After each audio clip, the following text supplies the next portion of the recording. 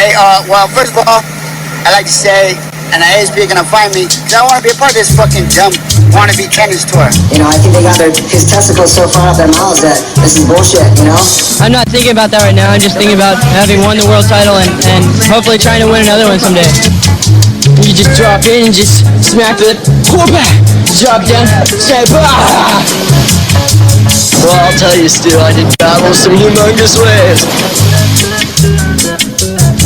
Oh, got the paper plane? Oh, stuff looks good on it. Not bad. Ain't that swell? With Jed and Vaughn. Oh, those guys are back! Get a haircut. Smivvy, this episode of Ain't That Swell, as always, brought to you by The Bong, the Otis Carey collection, the Lottie Hall collection, the Back to School collection. Get on it, get on it. Mate, if I was going back to school and I had my eyes set on the big crush, the one that I hadn't really spoken to, I had the figs to front up and you know, do something about for 2 or 3 years, you know that I'd be going, getting me back to school, bong cron on, going straight to school, straight up to him, her, or whatever your flavour is, and just going, let's do this. 2026, it's the year to get it on with the bong cron. You! 100%. I'll be going straight up to that she, they, him, and decked full head to toe in bong cron. Yeah. And you know you're getting a bit of the in, out, no matter which way it's going. Who's doing the in, out? It doesn't really matter these days in 2026. No, mate. But you're getting some of it. Someone's getting some of it. Yeah. But good collections there, Smivvy. Oat, Carey, our Odie. Northern Beaches represent. Proud Gumbungi man. Proud Bunjalung man. Repping for the bong. And Lottie Hall, some good stuff there. Get onto it. Bong for life.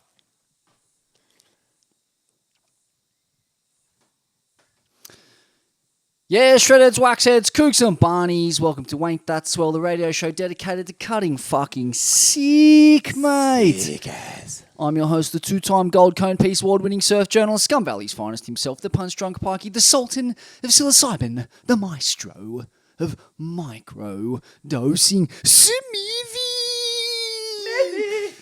I'm joined here, as always, by my loyal co-host and friend, frontman of the Goons of Doom, former editor of Surfing World magazine, Tracks magazine, and Waves magazine, Vaughn, Rinsed Corn, Deadly. G'day, Smivvy. Good to see you, mate. Yeah. Good to see you, mate. Pretty good. How are you, mate?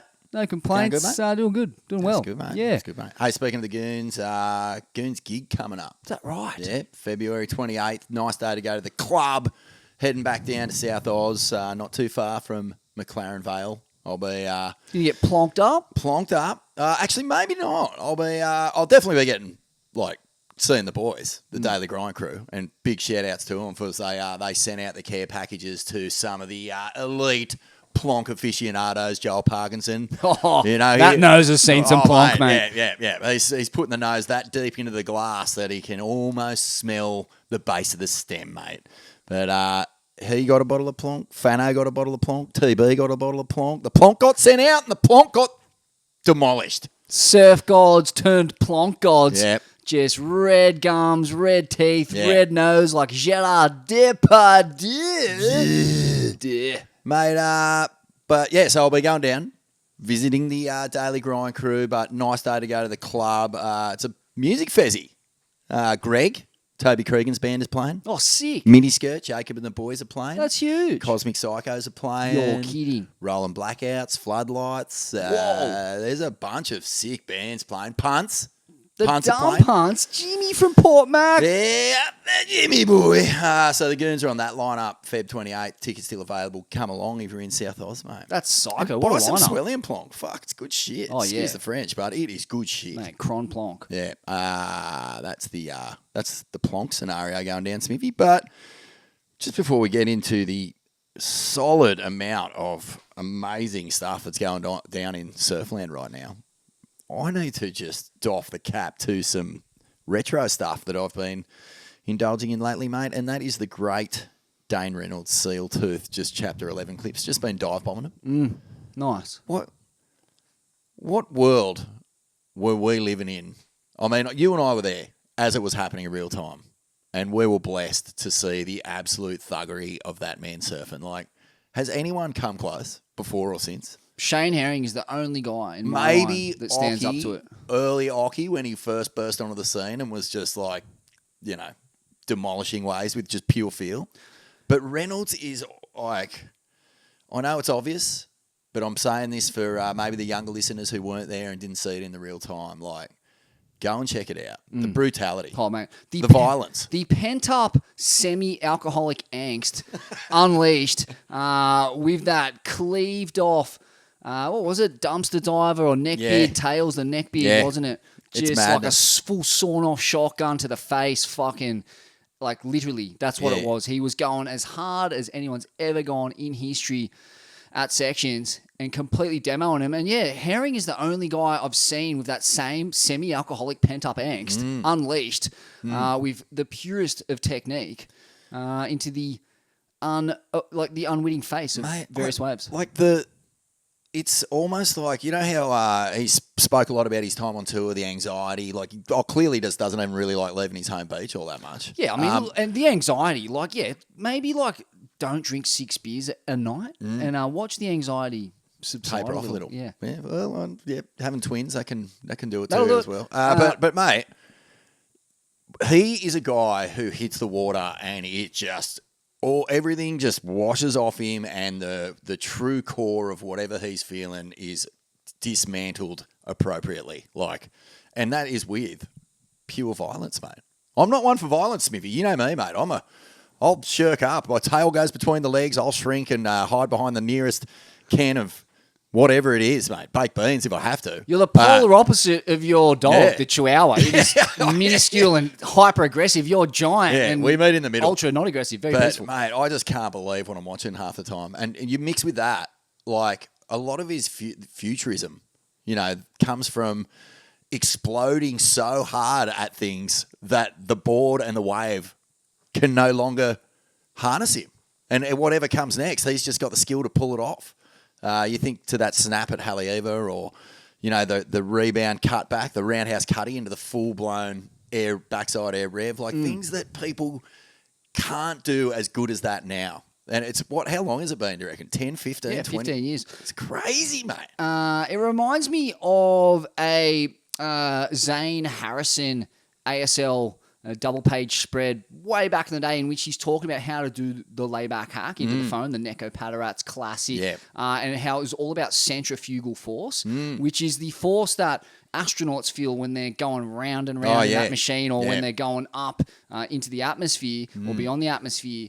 And Reynolds has mastered centrifugal force more than any other surfer in history, where he goes so hard at a section, all of his energy and forward moment, like, it's all going forward. Yeah. So he can hit something, but the force he's generated off the bottom turn and into the section, it's all pushing him back up onto his feet. So everything's pushing forward, and there's a stability there. You're not falling backwards because he's hit it with so much fucking semi-alcoholic angst that he's just able to pull off and make maneuvers like all those ones where the nose was picking. You know, he'd like fucking destroy a section so hard, the tail would come around, the nose would pick, and he'd just like find this weird transition out that you've never seen before. That's what I'm talking about. Like the transition out is like Fast intentional and buttery. and really like intentional. Like there is a need to get out of that transition as quickly as possible so he can go on bashing and attacking and punching and, you know, kicking and screaming and scratching all the way back down the line. Because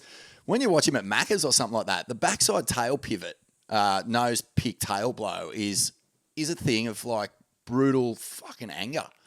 And a lot of those nose picks tend to go into tail slide territory. His might be the tail slide, but big old girthy slabs of wave meat are getting sent.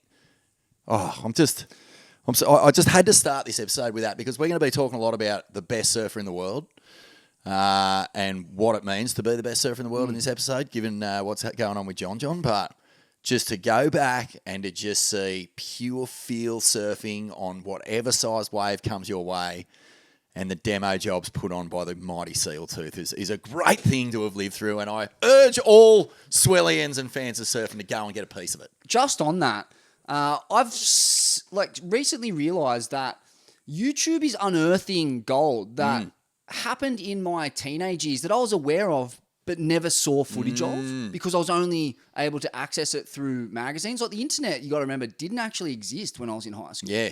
Like I watched it come online. The only bit of footage I had from the surf world on my computer was a GIF of Dylan Longbottom draining a 14-second pit at Apocalypse. That was, and I must have watched. I must have on the Tracks website. Oh, was it on Tracks or was it on? That was an underground surf trip. I'm pretty sure. Yeah. Well, I don't know. Tracks had the GIF because they were ironically one of the first to embrace the web realm, the mad futurists that they are. Ronnie Blakey, my bro, was the first ever web editor of a surf mag in Australia, and I think Tracks was maybe the first sports site. I'm almost positive it was the first sports there you go. website in Australia. Doff to the great futurists at Tracks Magazine. Well played. Well played. You fully immortalise yourself in Smivvy's teenage pineal with that GIF of Longbottom getting the endless drainer at Apocalypse. So I've been going on this crazy journey. Like I watched, I think it was the 2002 Pipe Masters final the other day. So it was Slater, Machado, AI, Dorian. and Dorian. Yeah, what about that? And it was cooking pipe. And I remember reading about this, but I've never seen the clip. Yep. And it's pipe surfing that stands up today. But the board tech's like so different, and they're coming out of the pit doing these crazy top turn hacks on these like 610s, like the wildest body lingo carve downs you've ever seen. And I was so glued to the frame. And just some of the storylines are unfolding in that heat, like titles on the line, the best surfers of their generation, all the different styles. Like Machado, I think he might be, he didn't win the titles and whatever, but in terms of pure style and pure surfing, he might be my favourite surfer of all time. Yeah. He's current-esque. Like the flow, the speed, everything is so fast and perfect and stylish. Yeah. And that heat really rammed that home. AI, I think, like he's down, he's like comboed with like minutes to go, right? Him and Slater are just going toe-to-toe at all time, backdoor and pipe. And AI, I'm pretty sure, gets a psycho backdoor one at the end to get the win. So just a further note to that on the Dane Reynolds tip, I also watched, which I had seen before, but it was good to revisit, the iconic final in Japan. And Dane is competing in that as a wild card, and he's the skinniest of skinny whippets. Like, you remember how much of a skinny whippet he was in first chapter.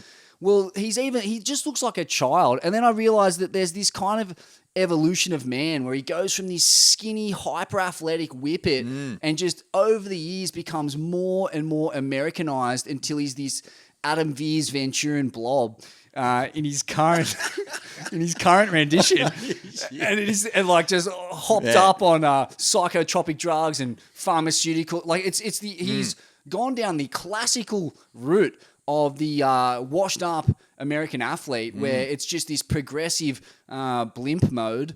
And then finally he is there at the tail end of his career, gas bagging away with his kind of resembling one of those, Central Californian seals, blubbing and flubbing away. Well played, DR. You left us some great memories. And now he's, the blue-collar legend that he is. I'm sure he's on the fucking Coors Lights with his blue-collar brethren there, talking about the days of yore, Veezy and the crew. Well, mate, look, and pumping money into the local blue-collar community. That's right. Chapter 11 and his surf brand, Former, and all the rest. And his local surf shop. And last time I saw him was actually like at the Prezzo for the Stab 100 comp, where he got to sort of announce that his little buddy Aton had won. He didn't look too bad. He didn't look too blubbery. Atan. It's been rejigged since the last time we were pulled up. Atan. Yeah, well, that's what Lazar Annaville was telling me on the Burley broadcast. Oh, really? Atan? Yeah. Atan. Yeah, Okay. We want to get pronunciation right on this program. Fair enough. Florence. Yeah. No, far be it from us to pronounce someone's name wrong. That's right. But, mate, good stuff online there, mate. Good stuff.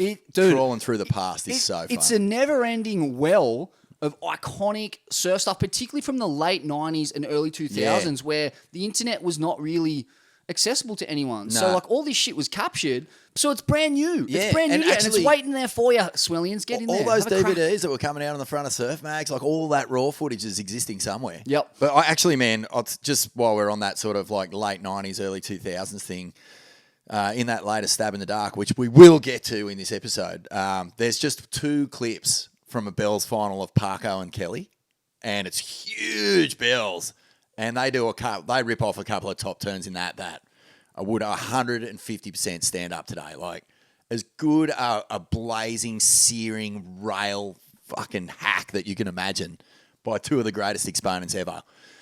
Timeless surfing is timeless surfing, man. That's what's been tripping me out about revisiting Dane and getting stuck into some of these old clips is like the best surfing ever stands. And that goes all the way back to Rabs and Sean and all those dudes. We went into that single fin conversation with Noah about like, you know, he looks at that and goes, I just can't believe how good these guys surf on those absolutely dog shit surfboards. No disrespect to Dick Brewer and Bob McTavish in the fucking great shape who asked the craftsman of the day. Dog shit. It's a disgrace. But anyway. It was a period of innovation. It was. But yeah, look, it's a good topic to kick things off. It is. And just to go further on that, like, you know, waves put together, that's something that's super timeless because as progressive and radical as surfing gets, flow and putting a wave together, that doesn't really fit under those parameters. Radical surfing and explosive maneuvers is a very different genre to flow. So I always think of Curran as being the benchmark at J-Bay, and I still don't think anyone's really put a wave together like that. And that's because, flow, the board tech, like everything fed into that moment so beautifully to create this ride that was just so effortlessly put together. Parko's got some moments like that for sure that would stand up to the current moment at J-Bay in that 09 comp and 010 or 011 or whatever it was. But flow and putting a wave together is particularly timeless on a point break. It is, mate. It is. Let's get into finger buns. Finger buns presented by Up. You know the drill, Swellians. Let me just say this before we get into it. UTFS20 is the code. Excuse me. Sign up to Up right now. Put that code in, UTFS20. Get 20 clams thrown in your skyrocket. Mate, you're off and away 2026 off to a flyer with a fucking lobby in your bank account, your brand new bank account. No fees overseas, all the other fringe benefits. But, I mean, do you need a better excuse to sign up, Smivvy? You do not. A fresh 20 just given to you gratis. It's unbelievable. No one's giving away loot these days. Put it this way. If I said to you, hey, I need 5 minutes of your time, I'll give you $20. What would you say? I'd say 5 minutes. I mean, what are we talking here? What do you need it for? Are we $20? It depends. What's the task? Yeah, man. Well, believe it or not, it's just signing up to this epic bank that's going to actually look after your finances. Job done, bro. Free $20 for 5 minutes and you don't even have to give a gobby. Go on. Number 5. Unbelievable news, Vaughan. John Florence has deferred for 2026. The World Tour is gone. Cut. Disgrace. I'm filthy. He's back on the mission with the family. Traveling the world on his psycho catamaran, chasing down what we can only imagine is a ginormous gluttonous seacock that he wants to slay and be shrouded in its sticky goop rather than clean up world titles and go head-to-head with Medina. Frankly, I feel like I'm speaking for all global surf fans when I say it's a disgrace! I'm so filthy. Can you believe this? It's so weird, man. Like, yes, from a totally personal and very selfish perspective, it's a disgrace. But from the perspective of how I felt after reading this, you got to love it. And like let's read his caption. Have you got it there? I think you do. I don't know if you can read it. But he basically says, let's bring this up here, Smivvy. Where is it here? Yeah, so he's gone from just coastal shred dogger, doing his thing, getting his sponos, winning his comps, getting the fame, getting the money. It is there. And to just deep sea, fair-going sea gypsy, hunting out the seacock. Take us through it. What did he say? Okay, this is what he has to say. This past year, exploring with my family reminded me why I fell in love with surfing in the first place. New places, new waves, early mornings, and figuring it all out together. We woke up most days excited to see what was next. We've decided to keep following that path in 2026, crossing oceans, pushing my own surfing, becoming a better husband and father, and trying to make a full lap of the world as we take on all the challenges that come with that. This means I won't be competing full-time on the tour this year. I'm grateful to the WSL for their support. This isn't retirement, just continuing down a different path for now. We're excited to keep filming and sharing the journey in the series we are rolling out soon. Yeah, I mean, it's all respectable. I can admire the direction, but at the same time, why'd you get our fucking hopes up, man? Come on. Well, I Can't found, play with our emotions like that. mate, the comments on that post are many. There's hundreds and hundreds of them, and there's a little bit of lots of support, obviously, but also a little bit of FOMO from some of our boys on tour. Chippo Wilcox, who famously has struggled to really dig his heels in. If anyone's going to be fucking feeling the burn of someone not even taking a spot on tour, surely it's Chip. He just wrote, yeah, the real dream tour. Ooh. What does he mean by that? Well, he means he's a man of truth. He wants waves of truth. That's Wants all he waves cares of about. truth, and he wants his own little Hobie cat to jet around the desert reefs of Toomies and whatnot. That's right. BL, the 88 world champ, chipped in. He said, I'm so stoked for you and so bummed at the same time. Freedom to choose for yourself is the real gift of life. And you've got that. So make the most of it, Grommy. Didn't miss a little jab at the establishment. You'll never miss didn't it. BL. There's always a little agenda in there. Yep. Agenda 69. Yep. Well played, BL. I'm They here can't for jab it. you if you're on the boat in the middle of the ocean, That's right. John. Freedom to choose. Well said, BL. Well said. Yago, the current world champ, Smivvy, real life world tour. Enjoy it, man. Can't see too many of the top line world title contenders crying in their beers about John sailing off over the horizon, Smivvy. Yeah, I mean, in other words, Yago's basically said, see you later, mate.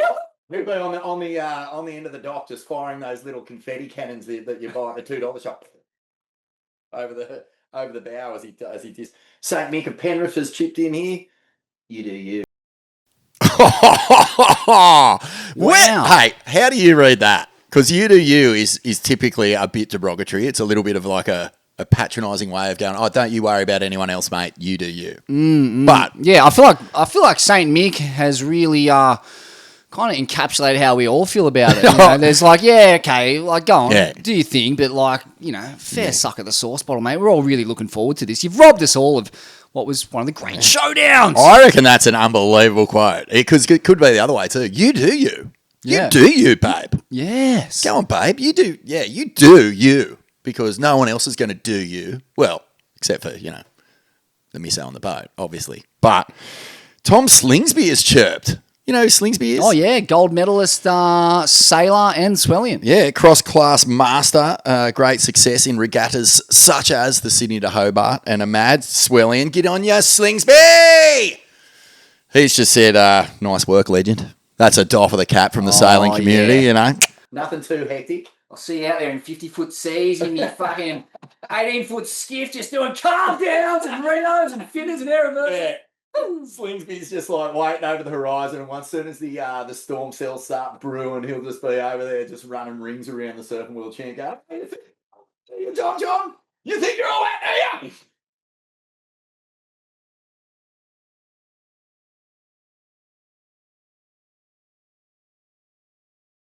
Little pussycat emoji.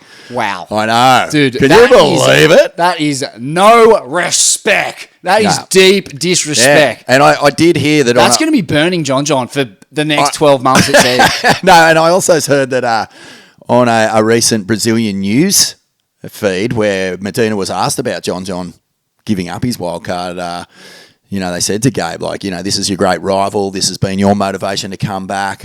You've been putting in so much time in the 1 foot Brazilian wave pool while he's been dismantling huge Hawaiian swells and dropping clips all winter. And you've, you know, been in the gym and doing your thing. And we can see that you're almost back. You know, what words have you got for John? And he just went, boost, boost, boost, boost, boost, boost, boost. Boost, boost, boost, boost, boost, boost. Boost, boost, boost, boost, boost, boost, boost, boost.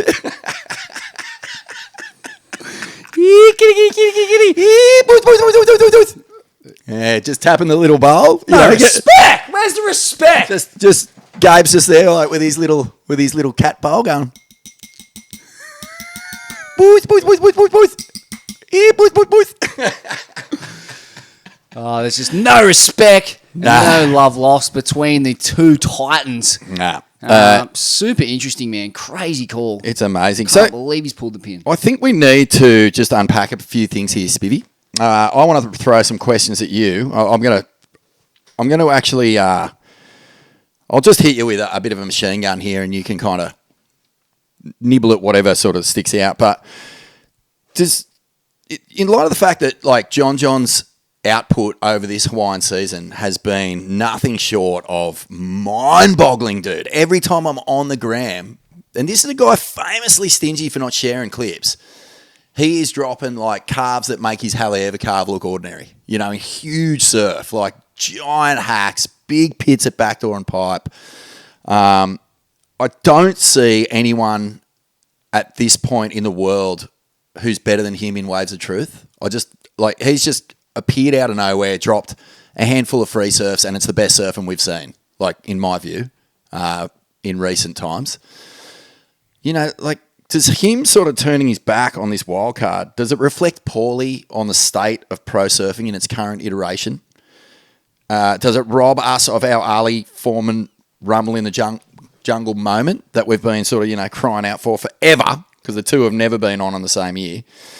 And does it change the goalposts for kids who have had dreams of becoming the best in the world, but might shift gears to become full-time seacock hunters? And then on the back of that, will it create an exodus from the tour for the likes of, you know, Griff, the Vortex Shaman, maybe even Katie Simmers, you know, surfers who are already questioning what it means to be the best surfer in the world in a calendar year? You know, because these guys, I mean, they're going for it. It is their dream, but what does it mean? Does it mean enough? Now, these are surfers who are clearly asking that question a lot, even in post-heat interviews. So how does it stack up for you, mate? Or is this just the move of someone, and a reminder to us all that the system that makes you doesn't have to break you? You know, like John did the laps. He's into his sort of like later years in terms of, you know, what satisfaction is. He played the puppet. He was the sponsored prodigy, was the best in the world 3 times. He started his own company. He's got the freedom, as BL said, to do what he wants to do, live his own life. And he's doing it. Like, it's a pretty remarkable place that he's got himself to, without having to feel like he has to just go back on and grind out more, I don't know, more evidence that he's as good as he is. Thoughts? I think it speaks to something that we've known about professional surfing for a long time, and that's the incompatibility between competition surfing and the wants of a surfing purist. You know, all the greats have done what John's doing. Slater, Curran, Ockie, at some point.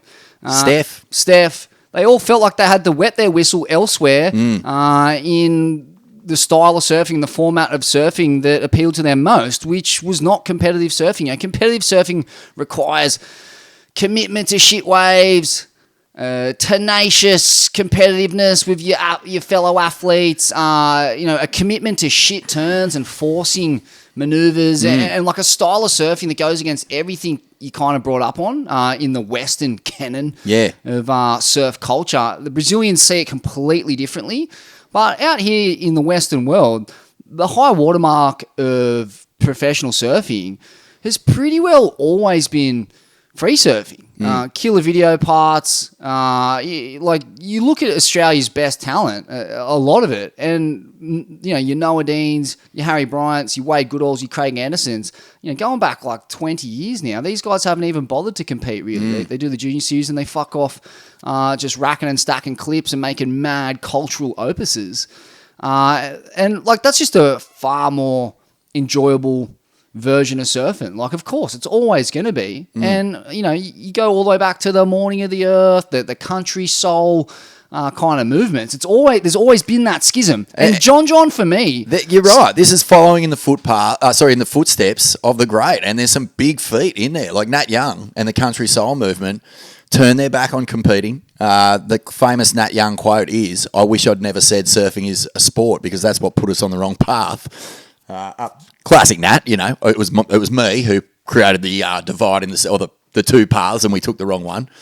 But you're right. There's so many examples of this being a well-worn path that the champions have taken. My take on it is not that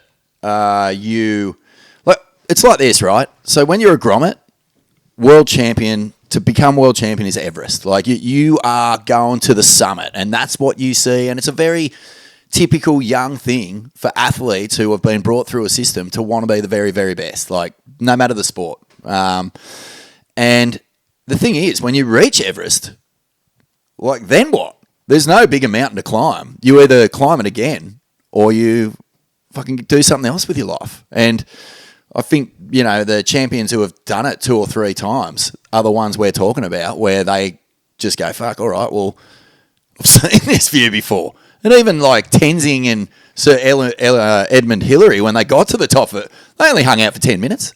They didn't hang up there for a day or two and just go, fucking look at us, we're the greatest. They just got up there, enjoyed the view for a sec, walked back down the hill to a new world. And I don't know, I think for Groms, it'll always be Everest to be the best. But once you've been to the top, mate, then it's time to just maybe try something new. And it seems to me that this is what John's doing. His new Everest is to see the world and to have time with his family, which full credit to him, man. Like having a little bubby and getting that sort of quality time for a guy who actually famously didn't really have a lot of time with his old man, and whose mum did exactly what he's doing. Took the 3 boys, took them all around the world surfing, created a life for them that has served them so well that they are basically their own bosses.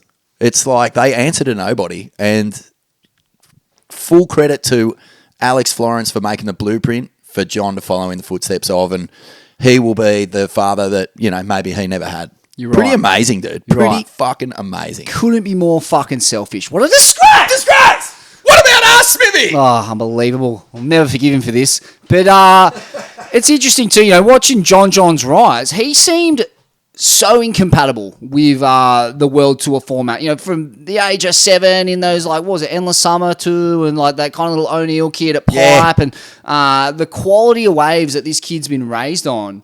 It just never, you know, he's couldn't be more of a purist. None of his mates chase the World Tour dream. They're all just chasing the best possible waves all over the planet, his family and friends. So I always wondered what was keeping him there. Like, I get like achieving that childhood dream and proving to the world that you are the best and flying the flag for his community and island there. Like, I get all that. But after, you know, once, twice, like, what else is there really for him at that level?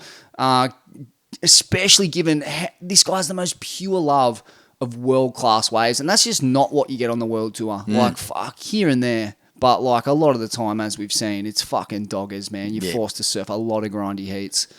Yeah, and the motivation. Like, looking at the clips that he dropped on that post where he made the announcement is just incredible. Like, you know that he could very well get home from this sojourn with the very best Albie Mangles film ever made. World Safaris, you know, 2.0.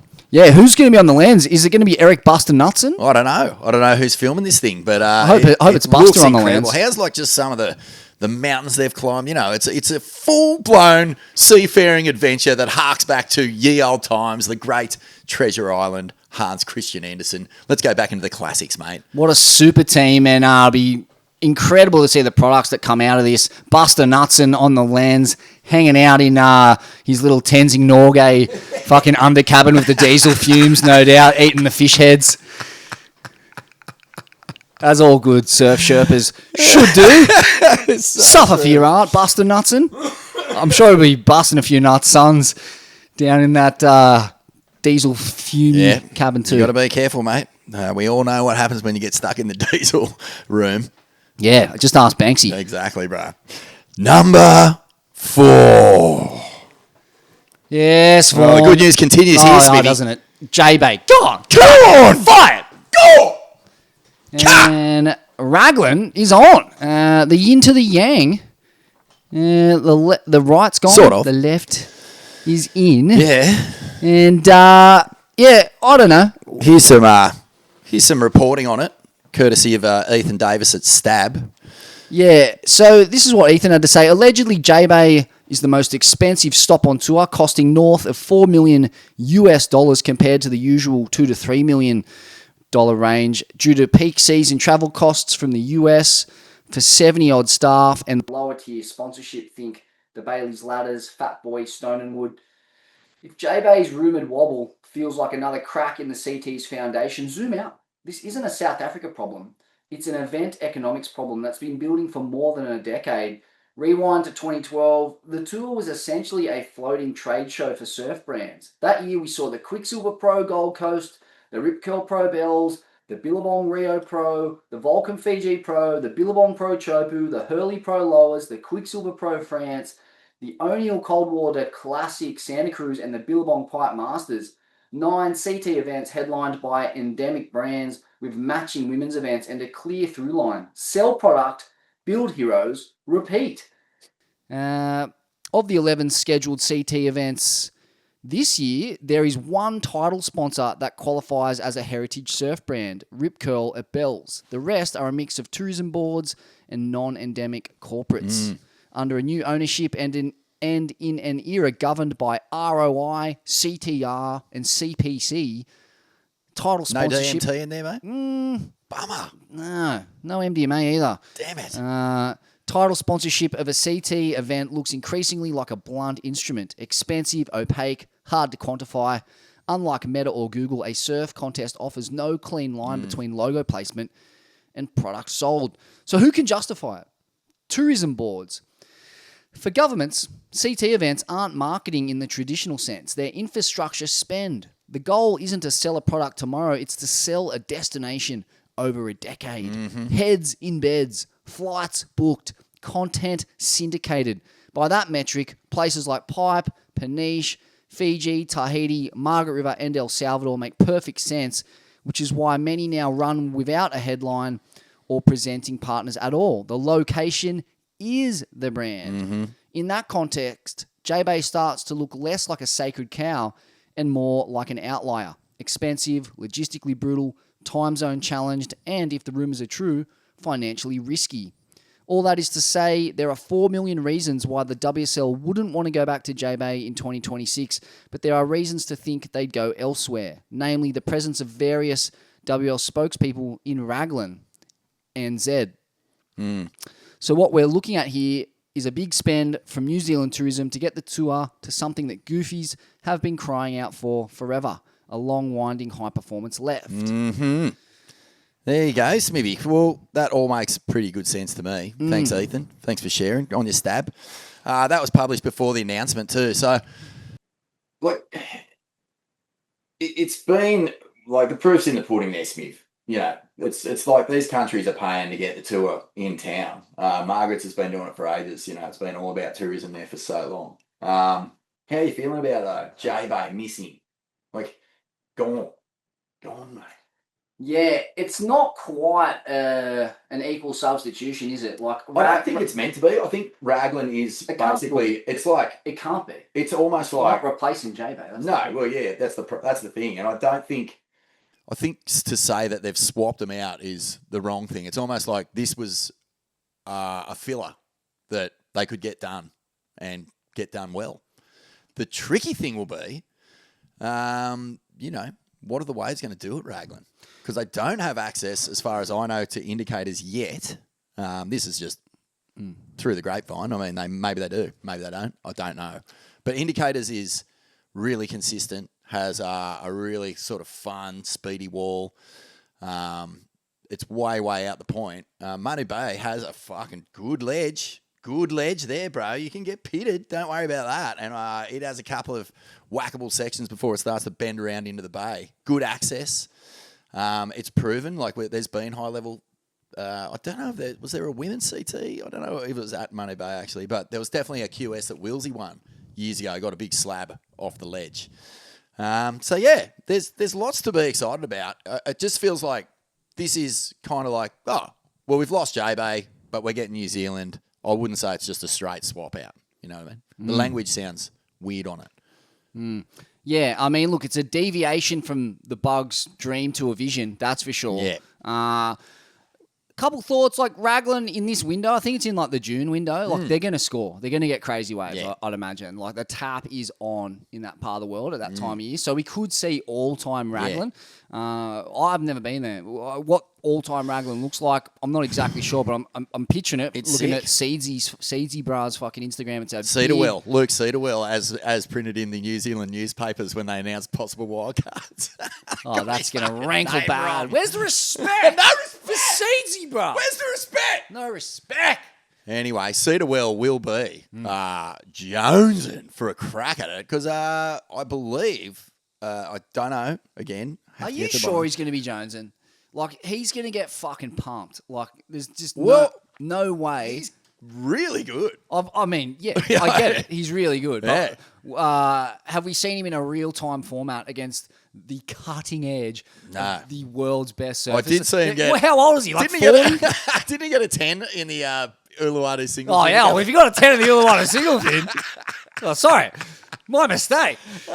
Yeah, no. But, you know, let's see. It'd have to be Billy Stammen. Who is he up against is the question, Billy though. 'cause Stammen, Kehu Butler. Kehu Butler, but is Kehu... Stammen's on the Chang. Like, he's the guy. He's the 9-time New Zealand national champ. And two-time Olympian, and it's hard to imagine. I can't see who's... I back him having Seedsy Bra Yeah. in the lineup, but fuck, that might be a dark day for Seedsy Bra unless it's like roping, cannoning slabs off the back ledge or whatever it's called.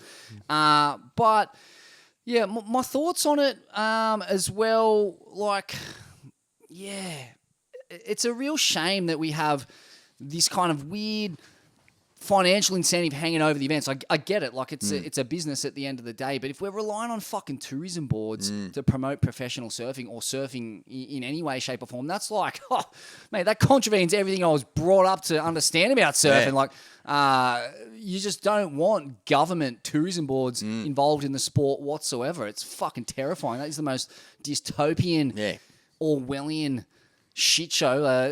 We're heading towards some Stalinist surf scheme where we've got all these grey-coated fucking bureaucrats who are just willing to ship your Smivvies and Deadlies off to some gulag for speaking a bit of truth. Well, don't worry, mate. We're going in. We're coming in hot because the Raglan Roast could be flying us over to do some live shows. Oh, so perfect. get ready to sing the song and fly the flag for NZ Tourism. If the swell isn't breaking, we're going straight round the corner to Brew a Pookie, get some rip bowls over there, and don't you worry, Smivvy will be there with bells on, eating the pies, eating the mutton pie, mate. Oh, he didn't tell me the tourism board was paying us. I want to change my tune straight away. Wow. NZ Tourism, glad to be on board. Yeah, don't worry about the CT turning up. Ain't that swell live's coming?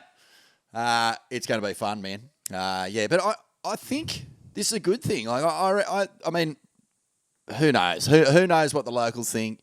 I hope they do get access to indicators, though. It's fucking fun, man. It's a sick wave. I had the worst surf of my freaking life out there, though. Remember that one I told you about? Jumped off the rocks, 6 to 8 foot offshore, absolutely steaming waves. And snapped a fin going off. Didn't realise until I got out there, caught a couple of waves. That's and the worst. was slip sliding all over the place going, what's going on? And then I finally got a wave, kind of got a half decent line on it, flung off the back and copped a blue bottle across the... right across the eyes. In a howling offshore. In a howling offshore. Unheard of. Indies lineup, landed on the only piece of tentacle in the entire fucking ocean. Just went blind in agony. And when I finally got my vision back about an hour and a half later, the wind would come up and Aussie and Cowboy had just stuffed their faces full of pits galore out there. And then when you were driving home, you got pulled over for a mobile drug test, Well, and actually- you pleaded, hey, I got stung in the eyes by a blue bottle. Oh yeah, I've heard that one before. You're going away for a long time, Australian. Yeah. Oh, you know what's a cure for that, mate? Here you go. Bzzz. I'm going to piss in your eye sockets for you because they're real friendly over there, actually. I love the Kiwis. But no, as I was coming in from that session, my leggy snapped, board got destroyed on the rocks. It just, like, literally the worst ever. So I've got to make peace with Indies, mate. I've got to get back Make in there. peace, light some sacrament, consume sacrament, say your prayers to the great tube orc in Seedsy Bra, and hopefully he bids you fair passage and fair conical pilgrimage. It's going to be fun to see a new stop on tour, and it's going to be fun to see a long winding left. It's not the steepest wave in the world, but like I can just That worries me. I can just imagine though. There's enough in it for Gabby, for Idolo, for Connor, for the goofs who have real flair and like attack at the first section to go mad, mate. Like Two don't worry about big that. explosive hits and then it fattens out kind of deal. Kinda, but the two big explosive hits will send shockwaves if they're done right, especially by those guys. Like Medina would be licking his lips, Idolo would be licking his lips, Yago would be licking his lips, bruh. I've said this about El Salvador, like soft 4-foot point breaks, I would rather fucking light my hair on fire than But if we watch that get shit, if to we be get honest. 8 foot out there, man, the ledge will come into play. That sounds very entertaining. Yeah, and look, yeah, it is in that prime swell window, so they've done that right, and yeah, it's a world-class wave. Why not? It'd be sick to go somewhere new. Fully, mate. Embrace the change. Not That's at the what I say. expense of Embrace JB, the though. change. What a disgrace! Disgrace! Number 3. Oh, this is unbelievable. The GOAT sings as Sharp Eye takes on DHD in episode 2 of Stab in the Dark. How good was this? Incredible, Too mate. much GOAT is never enough. Never Rinse enough, corn. mate. Never enough. It's the number 1 most consumed red meat on earth, and I know why, because you just get a little bit of salt, you just lather it up, chuck it on some open coals, and watch the goat sing. It is tasty, tasty stuff. Yes, the goaty gets his miniature his miniature hooves well and truly on in this second episode, which is nowhere near as snarky as a room full of shapers slurping Patron and giving it to each other, but intense on the detail and fascinating in the biomechanics of Slater and design understanding. Yeah. A few highlights: the goat trying to pick who shaped which board has an absolute shocker. I didn't see that coming, eh? Yeah, so hard, Well, isn't he it? didn't even pick his own shaper. That's fucking wild. Fanning picked better board. Like, I think Fanning got a look at the boards and almost got them all dead right. Like, just straight off the bat. What does that tell you? Saint Mick.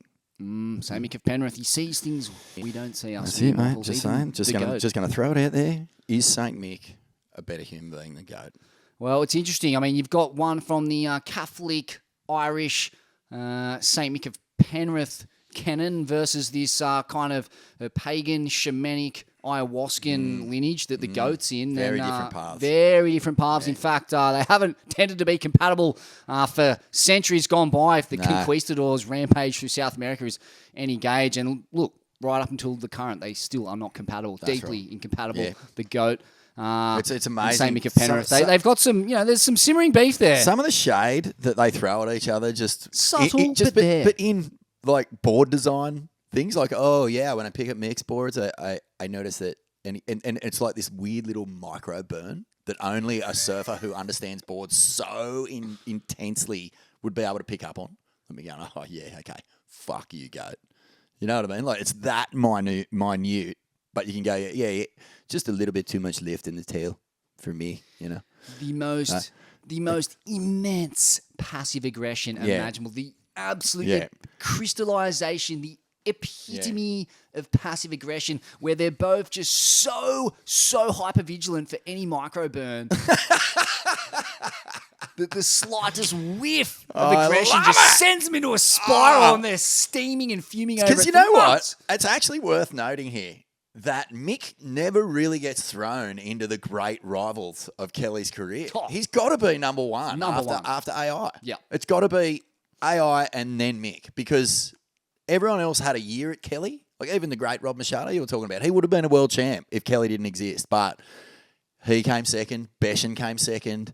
Mick Campbell was a famous one. All these guys had these sort of fiery rivalries that did tap into emotion. But Mick and Kelly, Mick wouldn't let him get the emotion out of him. Mick would just ice that goat. Iced goat. Doesn't sound too delectable, but Nah. St. Mick of Penrith will fucking blend that shit up and smash it. Iced pureed goat. Oh, nom, nom, nom, Pureed nom. goat smoothie. It's a very Fanning type of way to consume goat, And isn't a couple of raw eggs for dessert. But, it's interesting. I mean, it really was like one of the great blood feuds, Yeah. the passive-aggressive blood feuds of the late noughties. And it did nearly spill over. There was a time where I think we've heard this on our podcast, surely, where Goat kind of dummied like he wasn't going to go away in either a final or a semi-final at Trestles, and Mick looked and they kind of had they had this mutual sort of understanding that surfing would always win in their heats. And then Mick surfs the waves and turns around at the end and Goat's standing there. And Mick fucking lost it, like furious, just going, "Oh, you dogged me. That's how you want to beat me, okay?" And then called him up and said, "You owe me." And no, that night they nearly got in a full blown fight at a bar because Mick was letting off steam and probably had a few. Huge Saint Mick at Penrith. Yeah, He's down the jug of you, Chris. Coming at you with a head Covered full. in plonk. Steam coming out the ears. Then the blood of Christ commands me. And you like- fucking cunt. Come here. I'm fucking up here, you fucking cunt. It's an epic story. And then like fully went in. Like it was kind of out in the car park, Carney. Do you want to fucking go? Let's go face to face. None of this is taken off behind me. Bullshit. Cheap shot to the back of the head. And so That's how he settled it. A cheap shot to the back of the head. well, let's see how it didn't get settled. And apparently it was a big scene and Kelly was rattled and Mick rang him the next day. And this was my favourite part of the whole story. I think Mick told me and he goes, yeah. So I call him the next day and I think, oh, okay, he's calling to apologise for his behaviour last night. You know, had a bit ahead of his steam and was pissed at the bar. And he rang up and he said, it was Kelly picked up and he went, yeah. And he goes, you owe me an apology. Fanning, you owe me an apology to Kelly. And Kelly fully served it up. Said, yeah, that was fucked. I shouldn't have done that to you. But not that, is that sincere? You know what I mean? Like, as long as the wind's on the board and the chalk says one more notch to Kelly, is that really what Kelly goes to bed thinking about? Mate, I don't know. I feel like the GOAT has a begrudging respect for the way Australians do things, and potentially that was from all the hazing he received through the 90s True. on the World Tour from the Australians. But we're a famously upfront people. We shoot straight. We're not afraid to ask you outside and stick up your fucking jukes if you've robbed us of a wave that we agreed upon. Bad sportsmanship doesn't fly here. Whereas, the Slater-Andy rivalry was such a peculiar one. There was so much simmering. Like, it never really properly boiled over. In a moment like a Mick Campbell Andy moment where it was just Ranger versus Hothead and they just fucking end up there's spit flying and boards getting snapped and punches getting thrown. Because that's the Australian way of doing things. And I don't know. The Andy Kelly rivalry was a very peculiar one. There was so much hatred there, but it was like there was hugs as well going down and weird kind of frenemy shit. Whereas Mick's not going to allow that dynamic to persist.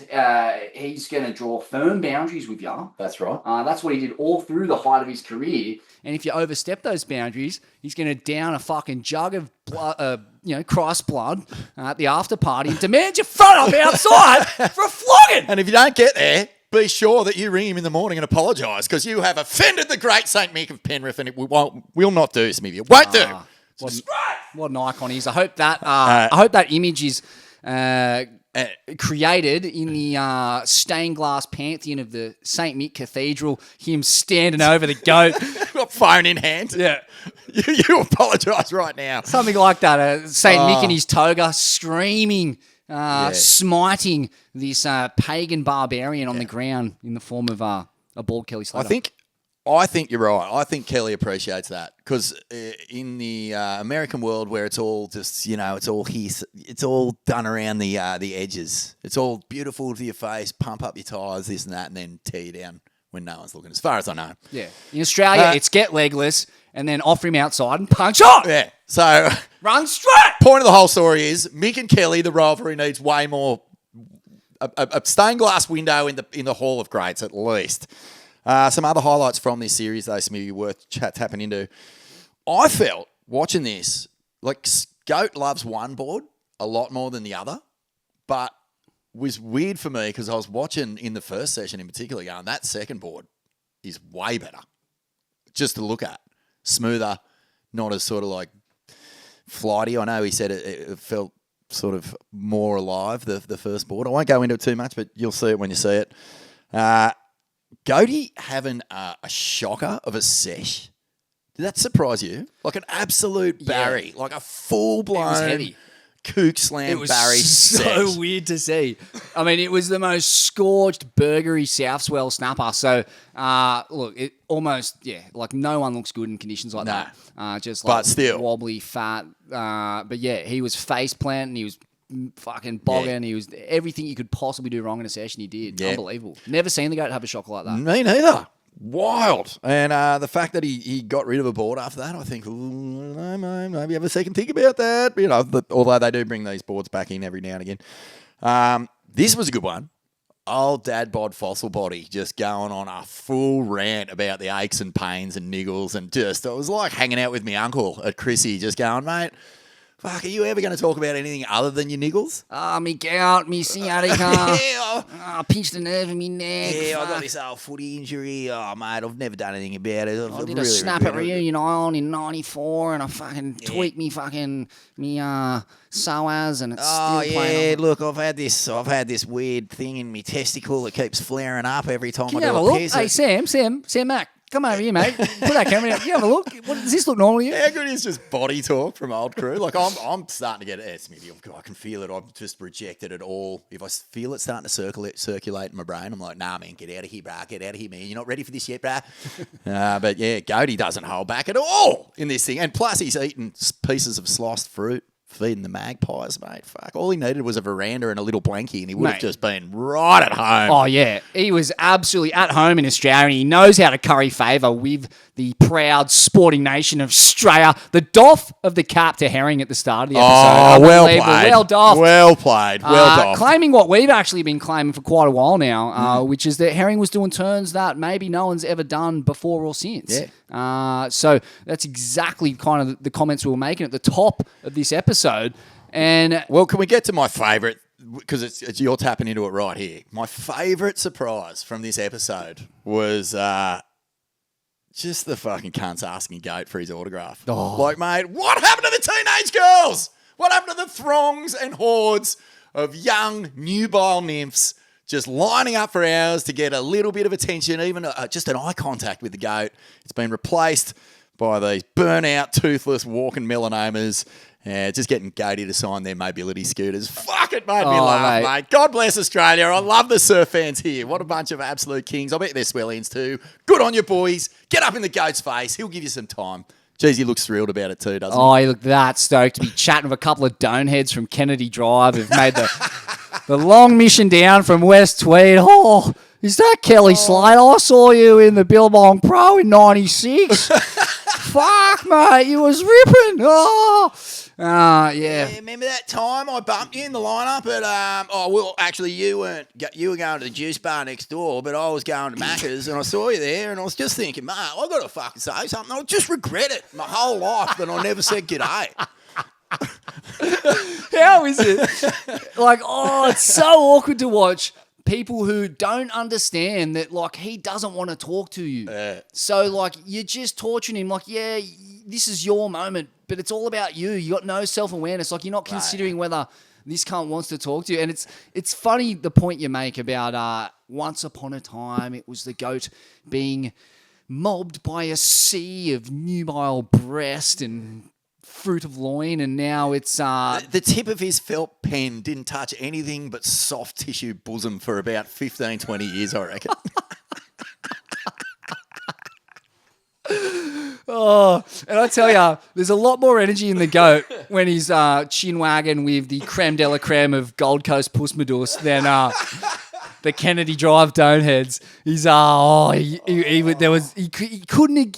The only way he could have given less energy is if he was just giving out kind of Dalai Lama hand gestures. Well, it says it all when the magpie gets way more energy in a little piece of fruit, and the poor old burnt units are just like, fuck, mate, could I get one more selfie? Just to show me miss and me kids and that. Yeah, I haven't seen them for like 10 years, but can't, bro. Just and there's 12 likes in this.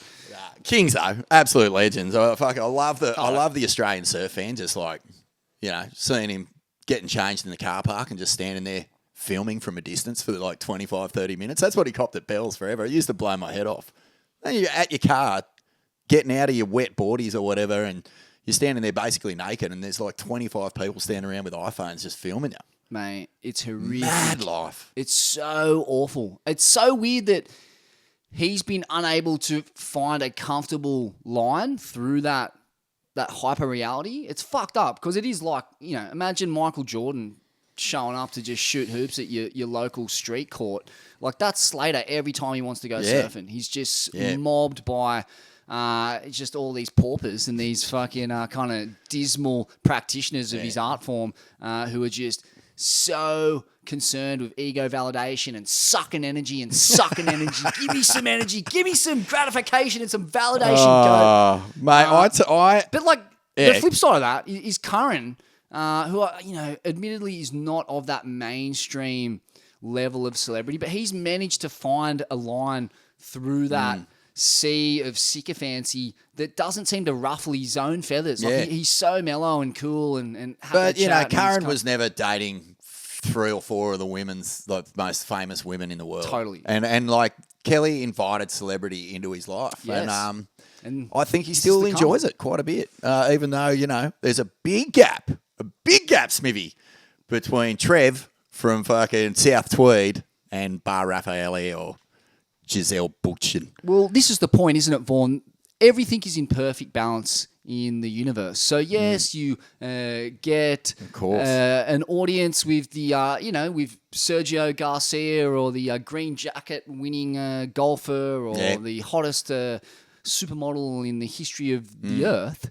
But then you also get an audience with Kev the Donehead from Kennedy Drive, with a horde of Brazilian surf enthusiasts with iPhone. Like it's all in perfect balance. I want to give those guys a shout out too. If you know who they are, we're not burning them in particular. It's just a hilarious transition in the goat's life. That's all. And mate, it's essential viewing this shit. Like Stab in the Dark, as I said last ep, it's had great series and it's had ones that didn't quite cut through for me. But this one's amazing. This one is as good a window into just people, ego, talent, skill.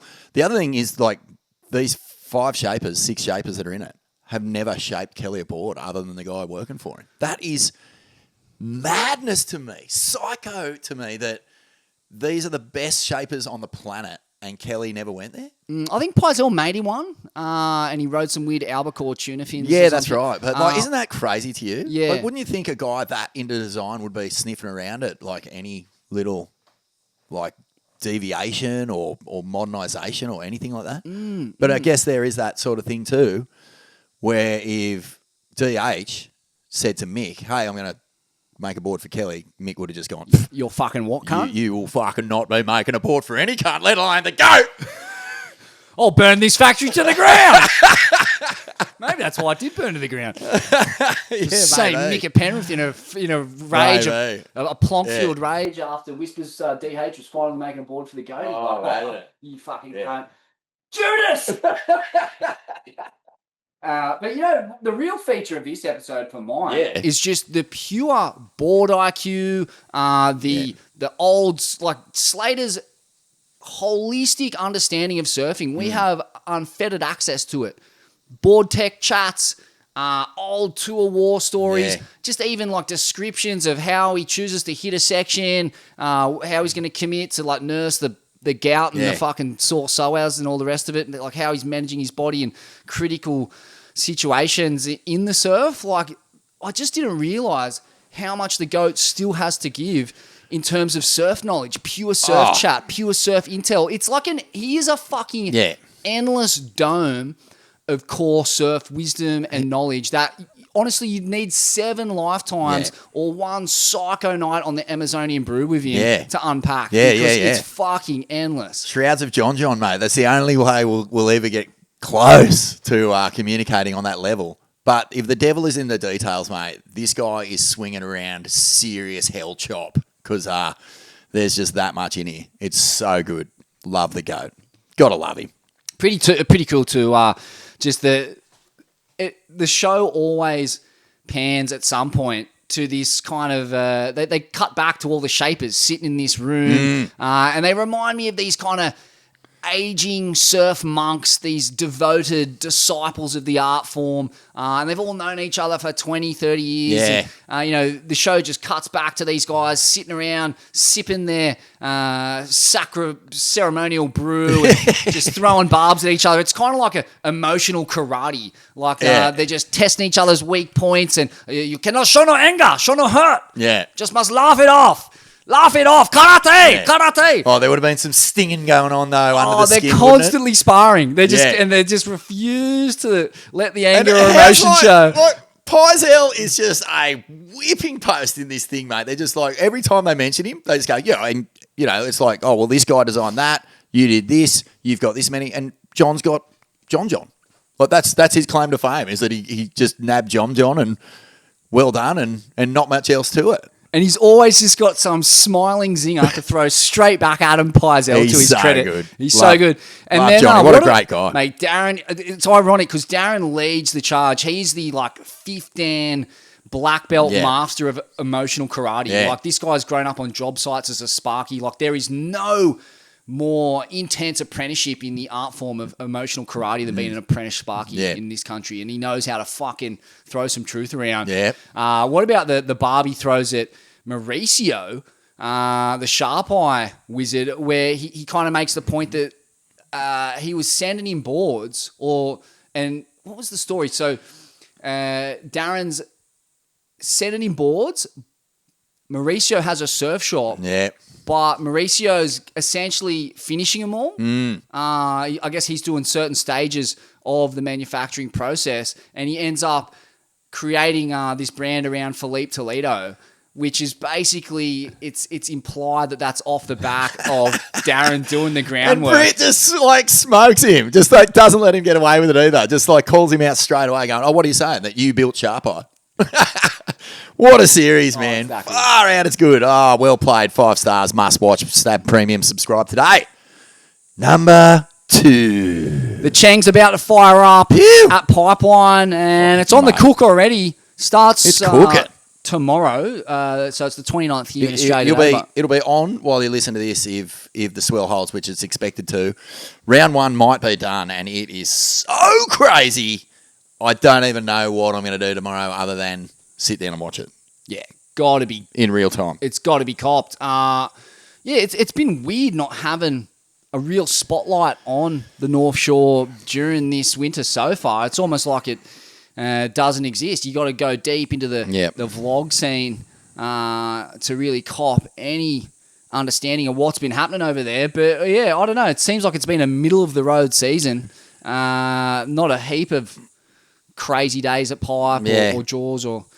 It's been like there's been little highlights poking their heads up here and there. I think Mitchy Pito from Noosa, Mitch Peterson, he got a good one right at the start of the season. And there's been Kiahi De Boits, another Noosa guy. I think he's got a bit of Hawaiian ancestry, but he's been getting a couple crazy ones at backdoor. But it's Makana Pan got the one. Yeah, that thing was psycho. Yeah. That's like. It reminded me of that Iala Stewart wave, the one where he ends up airborne. Yeah, Makana just gets down it, and gets into it.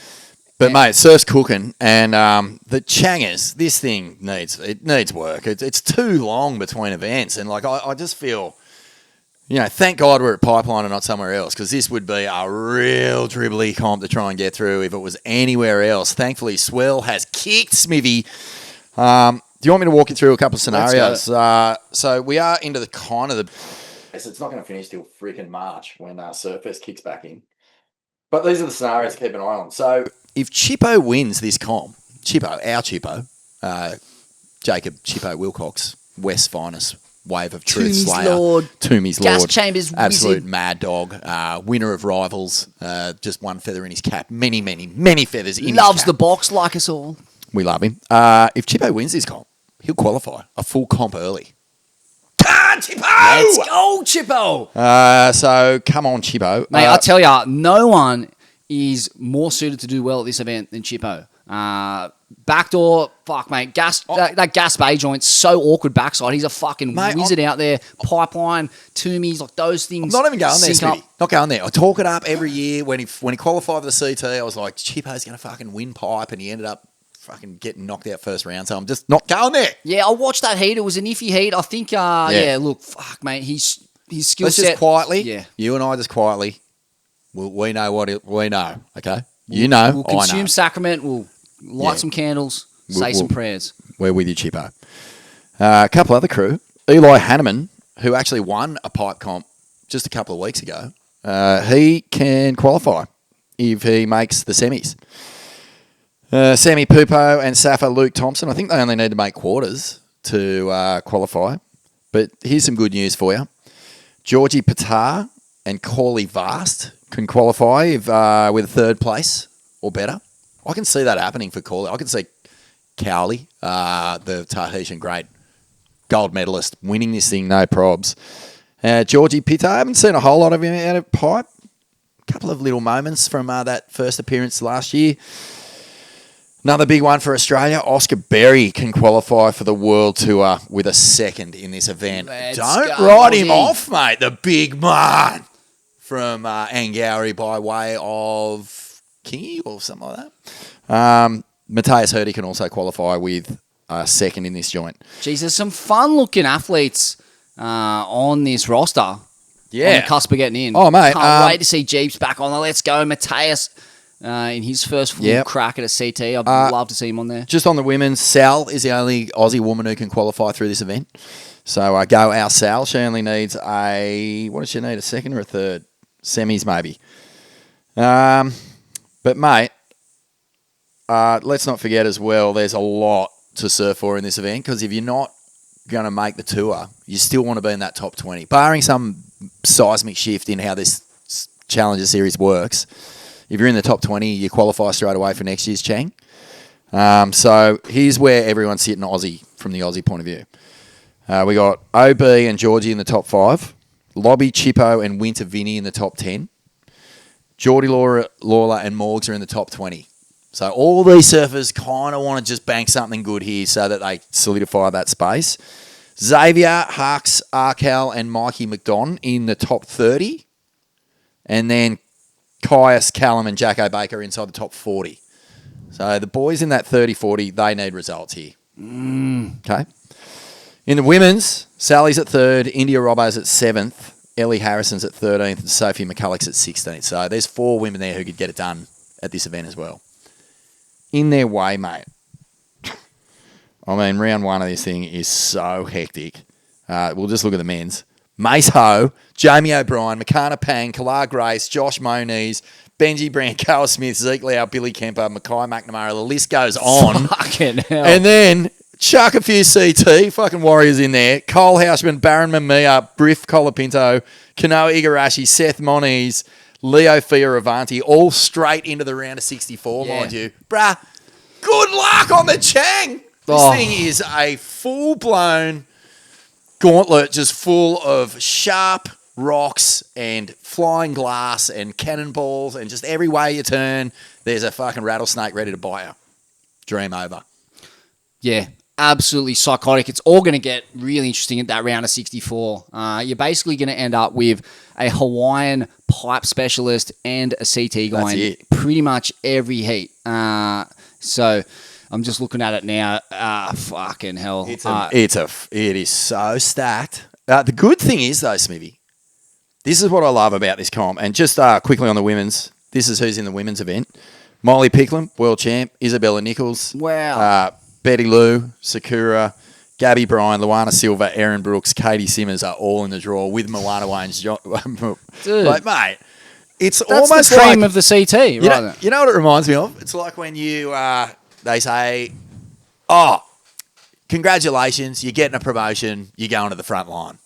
You know, like it's like, yeah, you've done all the work, you've done the hard training, and we're just going to throw you straight in the spider's nest and see how you go in there for a couple of nights. It's pretty brutal. But what I love about it is in the old days, coming up against these Hawaiian wildcards, like, it was terrifying for the CT surfers because it was like, whoa, I've got to, like, basically just get bullied out here. If I flare up too hard, I could fucking get some serious come-uppers. But this is the Chang, not the CT. All these guys aren't there yet. They're not worried about the future. They're trying to get to the future. So who's going to paddle up to a Tully Wiley who's already had a crack at Idlo or a Morgs or one of these other guys and start flexing on them and not have these young uppity Aussies who have no coin in their back pockets, travelling all year, second last chance. What are they going to do? Are they going to roll over? You better believe they're not going to roll You over. better fucking believe it. And yeah, look, it's the old saying, like, you don't steal from people who've got nothing to lose. That's it. It's never a good idea. You're just poking the bear. And I'm expecting fireworks in this comp at a few Chippo won't back down. Mate, they're all fighting for their livelihoods, these kids. And whether it's a CT guy or a Hawaiian local, I just don't see them taking a backward step or going, nah, man, no, all good, bro. You just take it. Because back in our day when we were growing up, it was like, you look at this wave, I'm going to kill you, bro. And that's what you had to deal with in a heat. Mate, I can't wait to see the dynamic with a Billy Kemper in a heat up against some hungry young Australian who needs a result. Fuck. That's just like absolute fireworks guarantee. There's some sick matchups. On the flip side of that, you know, ultimately the Challenger Series exists to find the next crop of talent, and it just does seem a little weird that you're kind of throwing this crazy obstacle, this isn't a part of the Challenger Series normally, so why should it be a part of it now? Like having the creme de la creme of CT talent and local wildcards in an event all of a sudden? It's so old school. Yeah, it harks back to the days of 16 wildcards in a CT. And I saw what that did. Gavin Gillette, cruel Joel Parkinson's world title. Oh, there's many stories of that stuff going down. It just makes for absorbing viewing, though, doesn't it? Like this comp, it's got an incredible swell window from all reports, and we're going to see waves, and we're going to see people having to sack up and go men's and women's draw. Egg sack, ball sack, you name it, Smivvy, they're going to be packed. Essential viewing again. Essential. Can't wait. Pipe comp. Finally. Are you kidding me? Get it. Number one. Oh, Sharknado Vaughan. It is endlessly spiraling all up and down the East Coast. We had 4 attacks in 3 days down there in the Sydney region. We did. Pretty sure one of the guys who got done at Manly there's a Swellian, or at least like his mates are. Yeah. Best wishes go out to that community down there. I know they're hurting. By all reports, that was a bull shark. We had a kid get done, I think, at Nelson Park or something there in the harbour. And then there was another one was it DY as well? North Stain, DY, Nielsen Park, something like that. And then Point Paloma up at Crezo. And then further up the coast, it's been fucking relentless around here. Yeah. 3 metre bully at North Wall the other day. And then was a chasing crew in at South Wall. There was one at Lennox.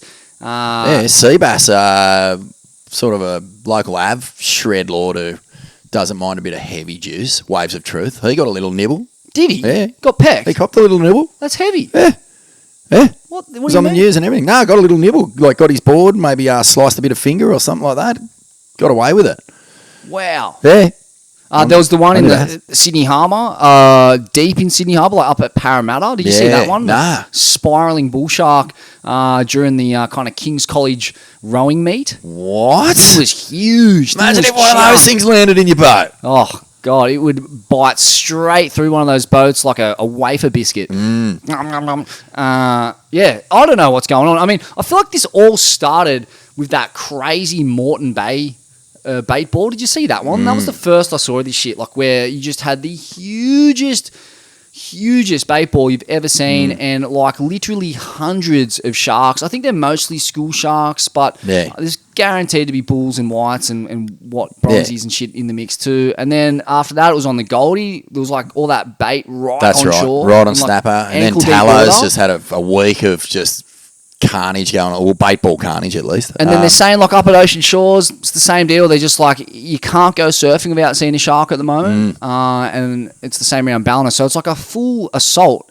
You can only wonder why. It's so scary at the moment. I'm pretty much like just flag surfing. Yeah.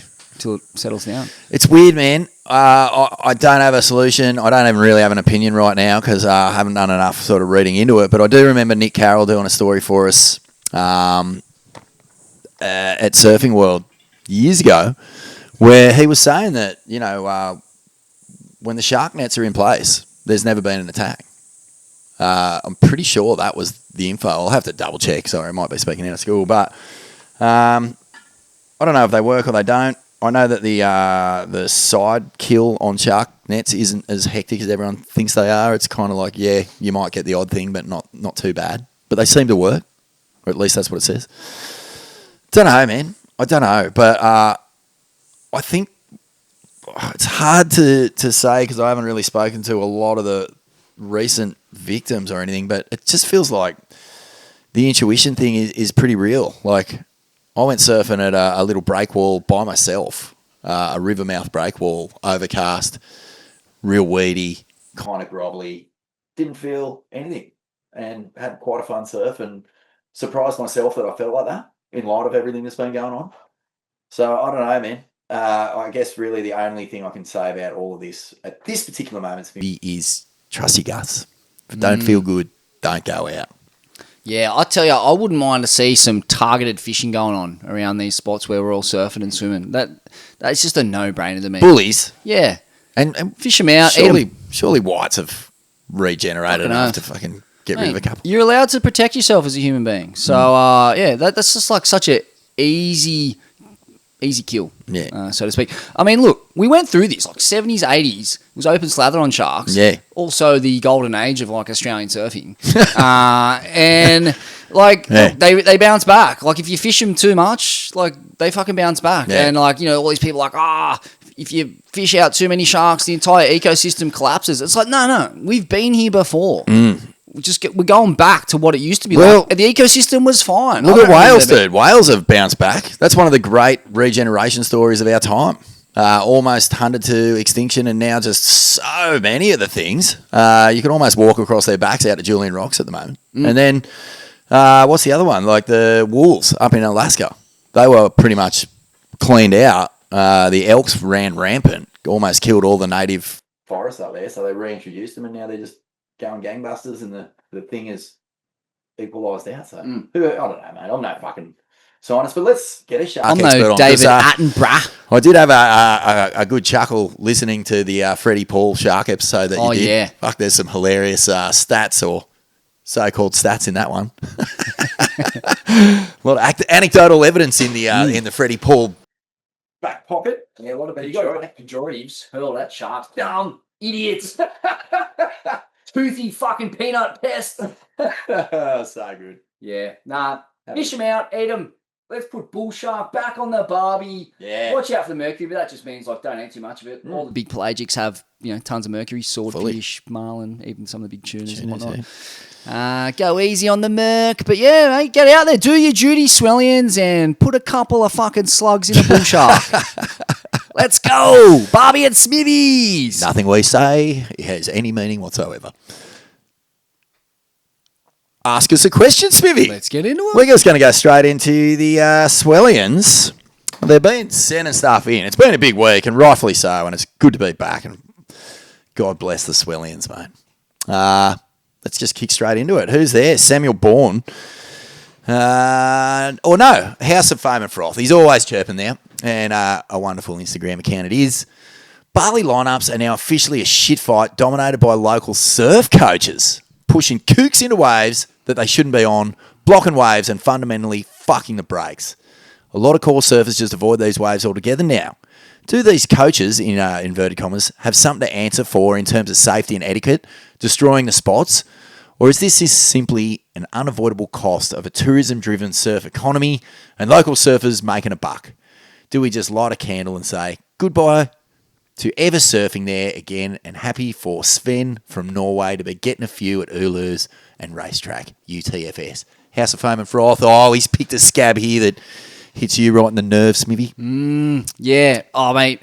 It's like locals making a buck is a hard thing to argue with. It is. It's such a complex one because, I touched on this in that. Well, I wrote a 3,000-word fucking opus about this called "Meet Parasites Devouring Surfing," right. And I don't think a lot of feedback, a lot of good feedback. Yeah, and I don't think I'm gonna really say what I think any better than in that article. So it's you you read it out just in 2 episodes ago, right? Greatest stories never told. Scroll Go back. back. Yeah, so I'll try and kind of paraphrase what I said in that. But like one thing I have noticed is that yes, like I want Indonesians to not be in poverty as much as anyone. Like, I've been going there since I was 17 years old. I've so many friends and so much to thank that island chain for.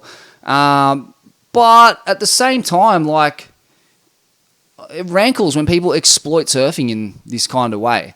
And then also blame surfers like us for destroying the place. And it's like they've stopped being able to discern between core surfers and kook tourists. We're all lumped in the one category now. It's like, mate, I've been coming here since I was 17. I'm not here to like profit off this joint or degrade it or overpopulate it. Like, I'm just here to do what I've been doing for the last 20 plus years, which is just like cradle around and get me waves. So it's been really hard to watch like these kind of core zones all over the joint, have these surf schools open up where you have local Indonesians who can barely surf themselves, absolutely desecrate surf culture. And, like the day a surf school opens up at your break, the next day it's a nightclub, a day club, a resort. It kickstarts this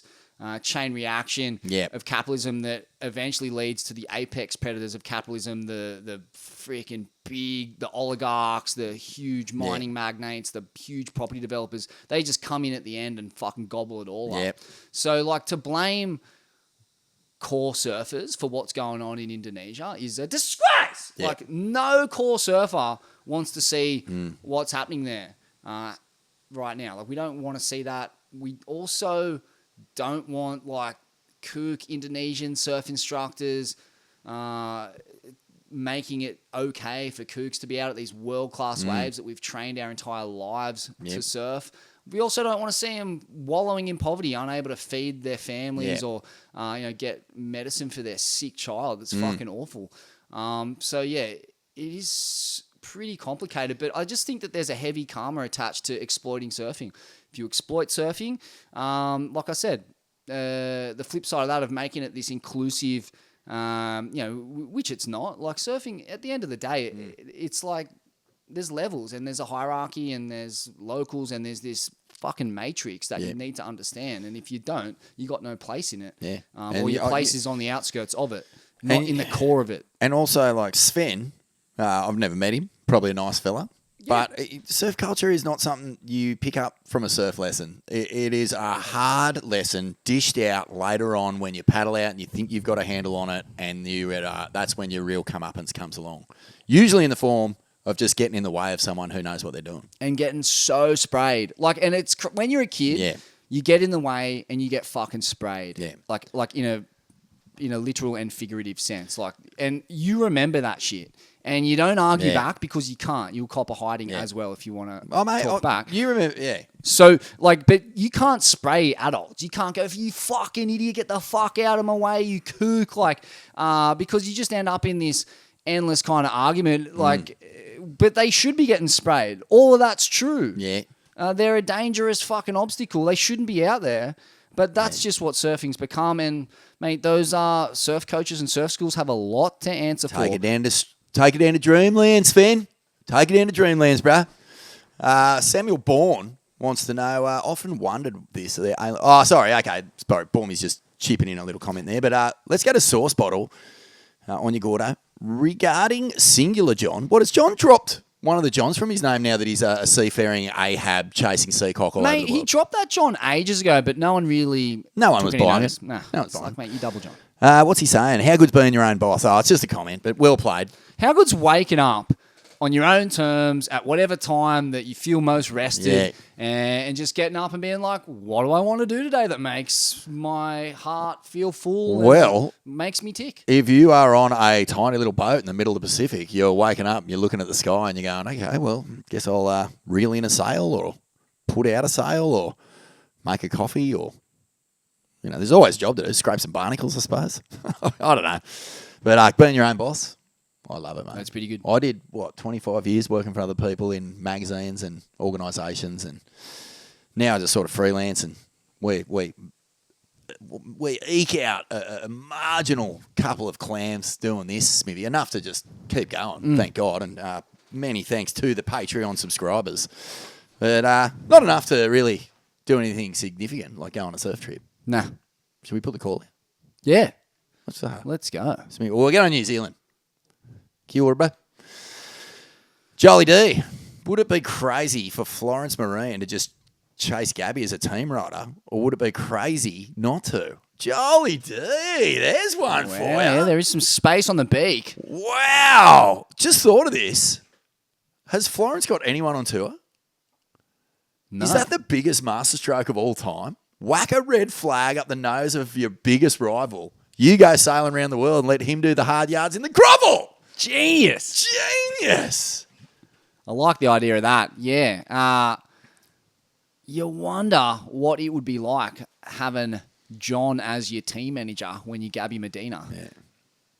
Mate. What are those chats sounding like? Yeah. Far out. That would be the best. And who are they getting in to have the team rider message? Like, is it going to be John or is it going to be Pat O'Connell? You know? Hey, Gabby, just got a memo from John. He's off the coast of Melanesia, but he just sounds, got to come a little bit harder. We've also come a little bit harder off the bottom, and we got a signing tomorrow at OB. You mind? Yeah, look, I could maybe grow a neck beard, but it's not really my styles. Maybe I can do that. I not wear a silly hat with the rashi though. No, it's not for me. Yeah, I don't see it working. Not going to work. So do I. Oh, this guy, Wayne Homewood. When I saw this Smivvy come through on the Swellian chat line, aka Insta DM or comment section, I thought, you bastard, what have you done to us here? Okay, here we go. Wayno obviously knows his shit too. You can only watch surf content from one of these 3 free surfers for the rest of your life. Mace Ho, Has Bryant, or Nosdean. Who you got?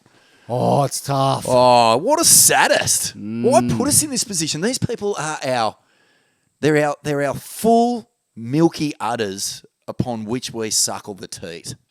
Mate. I like all of their udders. Yeah. Whose tits do you want to suck most? Noz's, Has's, or Mace's? It's very hard. I mean, Mace, you get that real Coconut kind milk. of psychedelic infused coconut milk. Has is just motor oil like And coloured, 4X. just Bender fucking Yeah. 4X. And he's also got those titties that like go down to his belly button, so you've got to kind of like peel the crocheted bikini and then just slurp on that big swollen pink nipple that faces the ground. Diesel and motor oil. glug, glug, 4X. glug, glug, glug, glug, glug. Yeah. And get a health. I bet anything it's a hairy nipple too. You'd have teeth full of hair once you slurped on that thing. And then Noah's just got these crazy, like, varicose veined, purple fucking saggers that just pump the most gluttonous eggnog straight down your esophagus. Because it's just thick and creamy and so rich. I know. But, That's what I mean. Blend it all into one big smoothie and you've got the perfect tonic. yeah, absolutely. But I can't choose one, dude. Sorry. Nah. Look, mate, I'm going to go with Hazzy B just because he's been a mad patron of the Swellians. He has. And he's just in the form of his career. He's done some amazing work with Dav Fox in this past few years. Incredible. Motel Hell was an absolute Masterpiece. piss-take cultural opus.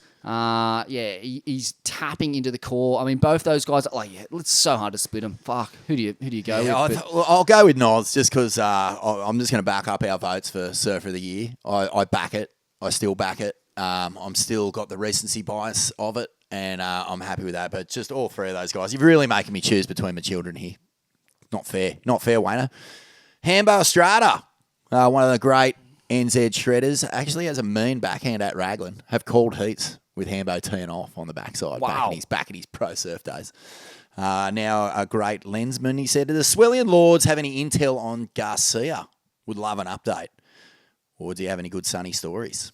I heard a bit of radio chatter about him in some broadcast where there was a bit of reminiscing about Sonny as if he might have taken a turn or something had happened there. Yeah, I don't even know exactly what, but it didn't sound like good news. I think he might be past the stage of good news. Yeah, and I think there was a beach grit kind of update recently. I remember seeing a headline, didn't read the story, so maybe just check on there, man. I've got a couple of Sonny stories. I'll save them for another time because I don't like to go from that to another. But yeah, I've definitely got some good ones. There was one classic one where the CT moved from. It was the Billabong Pro at either Burleigh or Snapper, and it moved to Cabaretta. And Sonny had maybe his first or second wife, not sure, but she was a real beautiful woman, swimsuit model. But an Australian photographer had, before they gotten together, taken these pretty risque photos of her topless at the beach. And I think, which is, you can't go to an Australian beach without seeing tits. Everyone's topless. But I mean, anyway.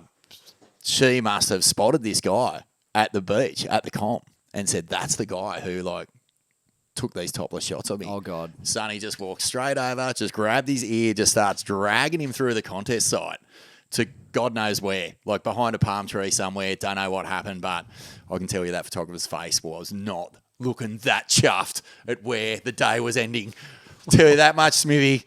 But, yeah, he was an enforcer, and don't get on the wrong side. Speaking of some of these heirlooms that have been unearthed by the internet, nalufilms.tv has an incredible archive of surf documentaries, and I watched one on Sonny Garcia from it was right around when he won that world title, so I guess it was 2000, 2001. It was the full documentary of Sonny's rise from the West Side to world champ, with interviews of all of his uncles and all that kind of core West Side crew. Fuck, I wish I could remember what it was called. But it's, if you just type in Sonny Garcia on that Nalu films, it's called West Side Story or something like that. It's got the classic G-Funk gangster rap soundtrack, just the most core downtrodden West Side Hawaii scene. It's the ultimate insight into the making of Sonny and why he was such a staunch cunt.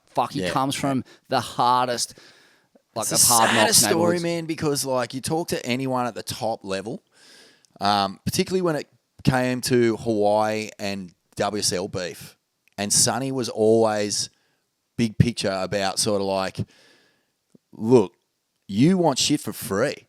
You want the WSL to just hand you shit because they're here. He goes, I fucking come from the West Side. I did it on my own. I got to the top. If you want it, fucking you go down that path. So he was always sticking up for a lot of the guys who'd get to Hawaii and may not necessarily have had the voice to stick up for themselves in those rooms. Imagine how terrifying it is getting called into a tribal council where you've got Eddie Rothman, the head of the ASP back then, and the only person who can genuinely get a result is Sonny. And he would step up and do it. That is fucking classy it's shit. It's such a good point. He had Rabs' back. He had the ASP's back. That's right. And, famously, I believe that's why he ended up slapping Liam or Garrett McNamara through his car window on national television. Because that was all around that time where they wanted all the extra wild cards for local surfers. And, the McNamaras, I guess, thought that they were looking after the interests of local Hawaiian surfers, which they were, but you got to deal with Sonny. And mate, the crazy thing about Sonny was he was such a lone wolf. No one fucked with him. No, he was just including somehow he just didn't care about law and order, police, cameras. It just didn't matter. He had values and he stuck to them, and those values were old school brutalist values of the kind he was raised with. And as iconic as it is to watch that shit unfold, the truth of it is anger is the seed of all sickness and illness. Yeah. And he just was living in a state of constant fight and flight. Well, fight. Running his central nervous system absolutely to the bone with cortisol. And, there's just no happiness in that lifestyle. And also, man, having really, values that he stuck to and cherished. And at the end of the day, having, the system kind of fuck him over as well. The tax tax man. system, the freaking, just the way that it all operates, the remoras who want you when you're a hot shit and don't want you anymore when you're not. and Probably all had a that- shonky all that manager stuff, dude. that all fucking that stuff. took Like, advantage of his trust and like his values. how do you sort of like get up in the morning when you've done the best to live a good, solid, sound life, especially from nothing, and that's what you get to show at the end of it all, Mate, all the toil and the can you struggle. imagine coming from where he came from, winning a world title, having this immensely successful video game, being this super marketable guy, and then at the end of all of that, right at the tail end of his career, 2002 or early 2000s, gets slapped with this infinite tax bill. Yeah. And, he's probably been done over by some shonky manager, and his values are, if you steal from me, I will hurt you. They are the same values I have. And, many people have these who grow up with nothing. You don't steal from people who have nothing to lose. And you learn this in the streets growing up when you're young. And there's just, a heavy price to pay for theft. But in these kind of bourgeois managerial circles, there is not a price to pay. They know where the loopholes are, where they can hide behind the law, and suddenly the law is being used to penalise Sonny and protect these remoras. And he's just living in this constant cycle of wanting revenge. No doubt he is just playing over and over in his mind, exacting revenge on the people who've stolen from him. And, if you're thinking like that, your body thinks you're doing that. So your body's just flushing with cortisol. Can you imagine the thought process he was living with after getting slapped with a tax bill, after, being essentially used and abused by this kind of corporate apparatus of surfing and the American government, being a downtrodden native Hawaiian. The fucking islands have been shat on. He's been shat on. Yep. Fuck. Mate, I'm not. No, it's a heavy scenario. Heavy mate. one. Yeah. I mean, go check out that story. I think it's got an update on Sonny's condition, but it doesn't sound too good. Fucking poor cunt. I love that guy. He Legend. was so iconic. And he was my favourite surfer. Dude, what about the filthy surfing? habits, bro? Oh. Filthy habits. I could watch that roundhouse cutty on that fucking, I don't know if it's Velzyland lefts or Jock. I don't know what wave it is, but he does this racy, out onto the face, full drive roundhouse into a full-blown rebound off this cupped-out, sick little scoopy bowl, and AI, literally traced that line many times in his career. And, just one of the all-time greats. The most bro. heel-heavy roundhouse cutback in history. God. Every turn was so heel-heavy, so lead-footed. He basically superimposed that frontside hack of his onto every section and made it fit. Some of the surfing at Bells, fuck. Oh, he was the late man. 90s, 3 2000s. bells. 3 bells, I'm pretty sure. Holy. We talk about Reynolds and the kind of unbridled aggression. Sonny had his measure for sure. It was a different style, bigger boards, laying into it with all that extra rail, not the pivot tail throw How variety, weird but to have a Hail Mary that's just a frontside snap. If he got an 8-foot wall that was standing up in the bowl, no mucking around, that thing was demoed. Obliterated. So good. Hope you're going all right, Sonny. Semi-born. All right. Well, he's chipped in here. UTS. With J-Bay Cart and Raglan now on tour, how does that affect the world title race? Quite a major shift for the likes of O'Leary, Bra, King Cole Houshman, and on the 40 hand. Yeah, I don't think it is. I think they've turned backside surfing into a strength these days, especially on a left that's going to be potentially a little bit soft at times. I think it's a big advantage to Italo and Yago in particular, though. Just having the firepower and what's in their artillery for a first section fucking send. Cartwheeling. Because the landing is so satellite inconsequential, dude. They're going to just place it so perfectly on the lip and get the perfect tranny. And then they can get busy doing all the shit that the regular footer's going to do. It's going to be a tricky one for a regular footer to have a first section, mind-blowing move the goofs are going to have. Such a good point. Yeah. I haven't had a We'll see. good look at the wave. I don't really know a whole lot about it. But Pretty sick wave. I guess, on those rights on those rights that stand up and have a lot of run and a lot of vert face to them, they don't tend to favour natural footers over goofs. No. Like we've seen Medina, Italo, That's right. Yago win. It's definitely not as steep as locations. those rights. No Yeah, way. okay. But we'll see. World title race, yeah, I reckon Italo and Yago, they're the two names that sort of stick out to me straight off the bat as guys who are going to gobble that wave up like a mince mutton pie, Smivvy.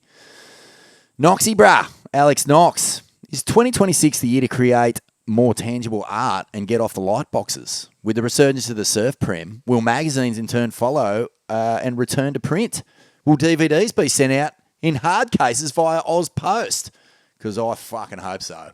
UTFS. Oh, God, that would be Imagine glorious. getting on your pushy, Smivvy, and just riding down to the surf shop, giving the old pedo a fucking cuddle in exchange for a Snickers or a Crunchy and buying the new Rad Moves DVD.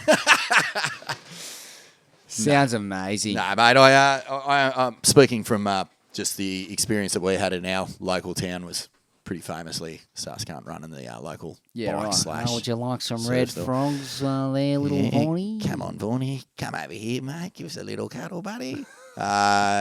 But it was weird back in those days. No, everyone would just be like, hey, stay away from the Sus cunt down the shop, eh? Yeah. Yeah, but whatever. And he was so visible, you know. He had the kind of the weird balding smother and the thick glasses.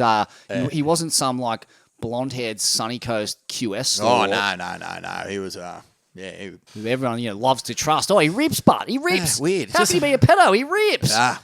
weird times, Smitty. But yeah, the DVD, why not? Bring it back. Mate, I would love to just jettison these fucking light boxes and go back to the good old times. Well, the best thing about doing it like that is you're not getting distracted by anything else while you're watching your surf content. You're just investing all your energy into watching your surf content, your movie, 100%. your clip, your magazine, whatever it is. You're not getting an alert saying, "Hey, brah, Gojek's got 20% off Soto I Am right now," because I didn't turn off my fucking Gojek. It's Gojek roaming.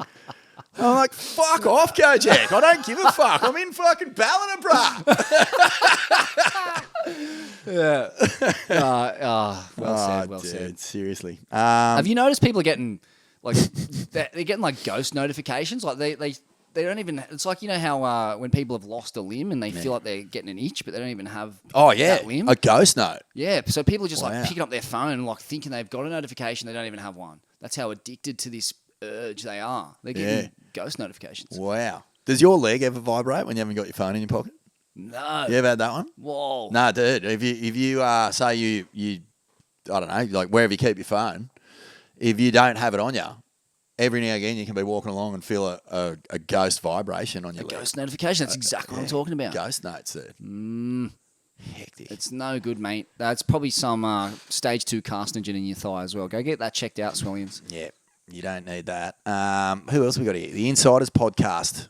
Is that really John's boat? I think he's referring to the little headshot that we put of John on the castaway raft. Oh. Could be at some yeah. stage if the boat goes, well, maybe we won't speak of that. Santo Shaw from the West Oz. How come no one's rocking wetty shorts anymore? Fast, functional, rash-free. Were they rash-free though, Santo? Were they? Yeah, I don't I know. tend to remember really bad fig rash in those things. Didn't do too many runarounds on the points in my Mambo wetty shorts, but I didn't really go down that fucking. Did you wear them? Yeah, Yeah. I was running for a bit. Yeah, me too. Uh, Quicksilver on the bum because Tom Carroll was my favourite. Ronnie had the Peak Flames. Oh, mental. Yeah. The My- Richard Dogmarsh Peak Flames. I got to say, I was wearing them ironically, kind of during an ironic acid hipster phase of mine. But I could flip mine inside out, and they would be like flaming purple and neon yellow. So I could wear them Sick. either way. And then on the regular side, it just had neon and black and the Mambo print. But mate, I get real grief from boardies. Like if that seam is just a little bit like off center or whatever, it's just destroying my sack. Like, that's why those fanning boardies, those rip curl fanning boardies were fucking genius with the inbuilt tights. Oh, if you're doing marathon sessions, like in Indo especially, they're sick. But, mate, get on the freaking bong boardies, doggy.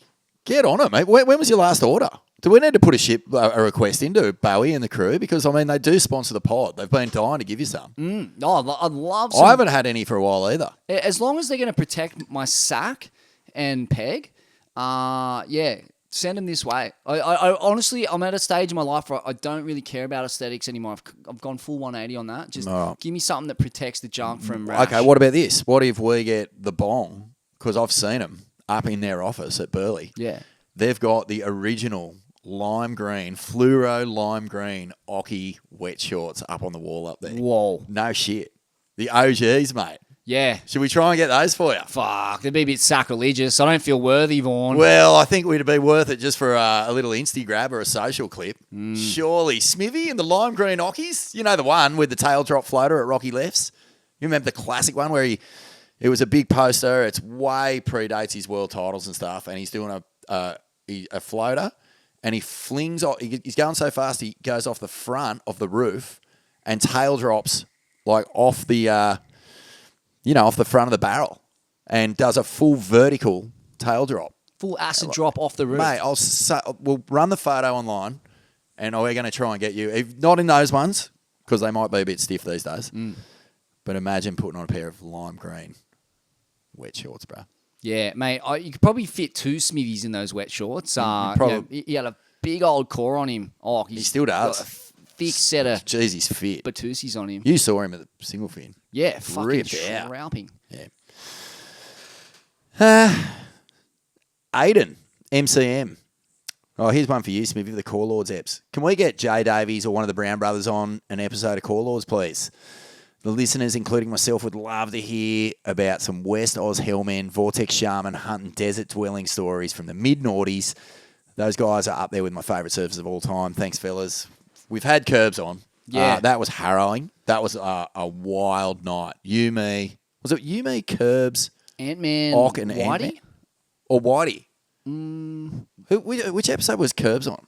He was on the one No, it was him and Ocky. the Him and Indie Ocky. at Scarborough. We've done a few there. Yeah. Yeah.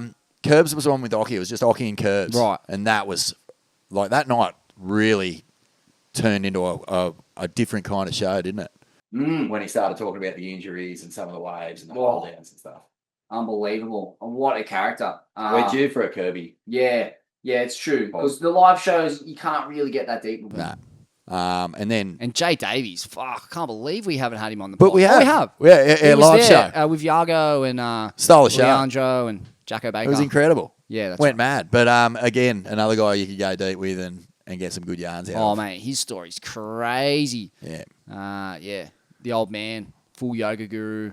The old man's, Jay's old man is like, that's the story. Fuck, that guy's classic. And the Native American ancestry as Of well. course.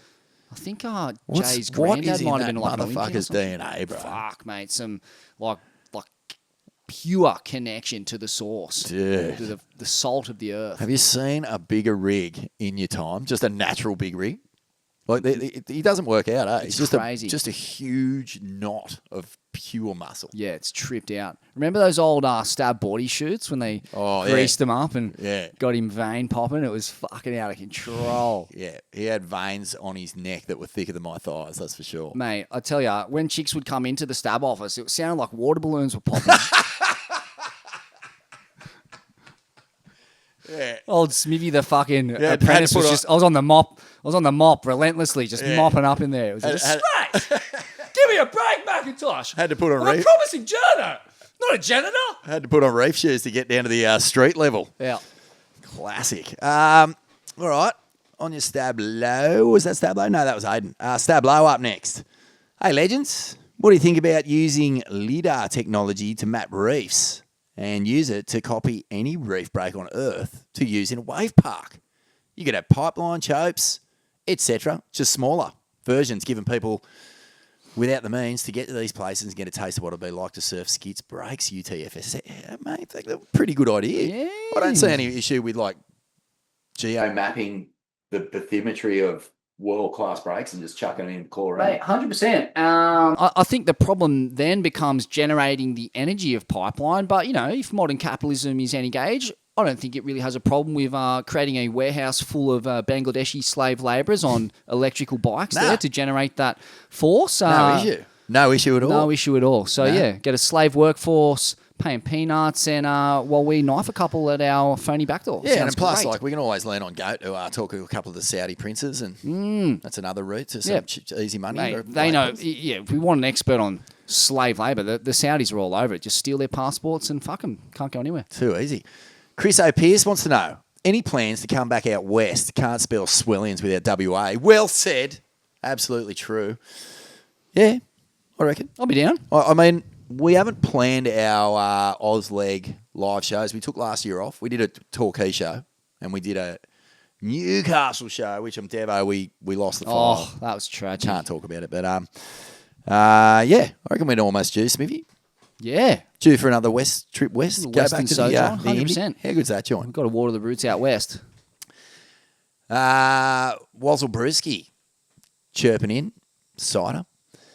What do we do about these sharks? Not the Cronulla Sharks. We've addressed that sides, but Yeah. Get out there with your meat hooks and your slugs, Swellians. Let's have a couple of bull shark barbies. Jess NZ. Who's coaching this year on the CT? Anyone jump ship? Also, not a question, but we need a live pod in Raglan. We're coming, Jess. Oh, heat up the mince pies, darling. Who's coaching? Well, we know Dog's coaching. He'll have the dog pound howling. Sans Gabby Bryan. Snake Lip. Snake Lip will be there. He'll have his team. Kanoa. Quinoa. Igarashi. Yeah. Tommy Witts. Tommy Witts will be there, Still in definitely. Camp Simsy. Camp Simsy. I wonder if he'll get on the Steph train. Wonder if Steph will join Camp Simsy because I think they get on real good. I think they're mates. Interesting. Yeah, well, they're very similar characters. Yeah. A couple of late night jam sessions, maybe a totally. bowl of sacrament. I heard Micro's coming back. Heard he's got a couple of irons in the fire on the tour. Leandro and Bemi, they'll be there. Who's so it's going to be Jack Robbo and Bemi, Leandro. Is that?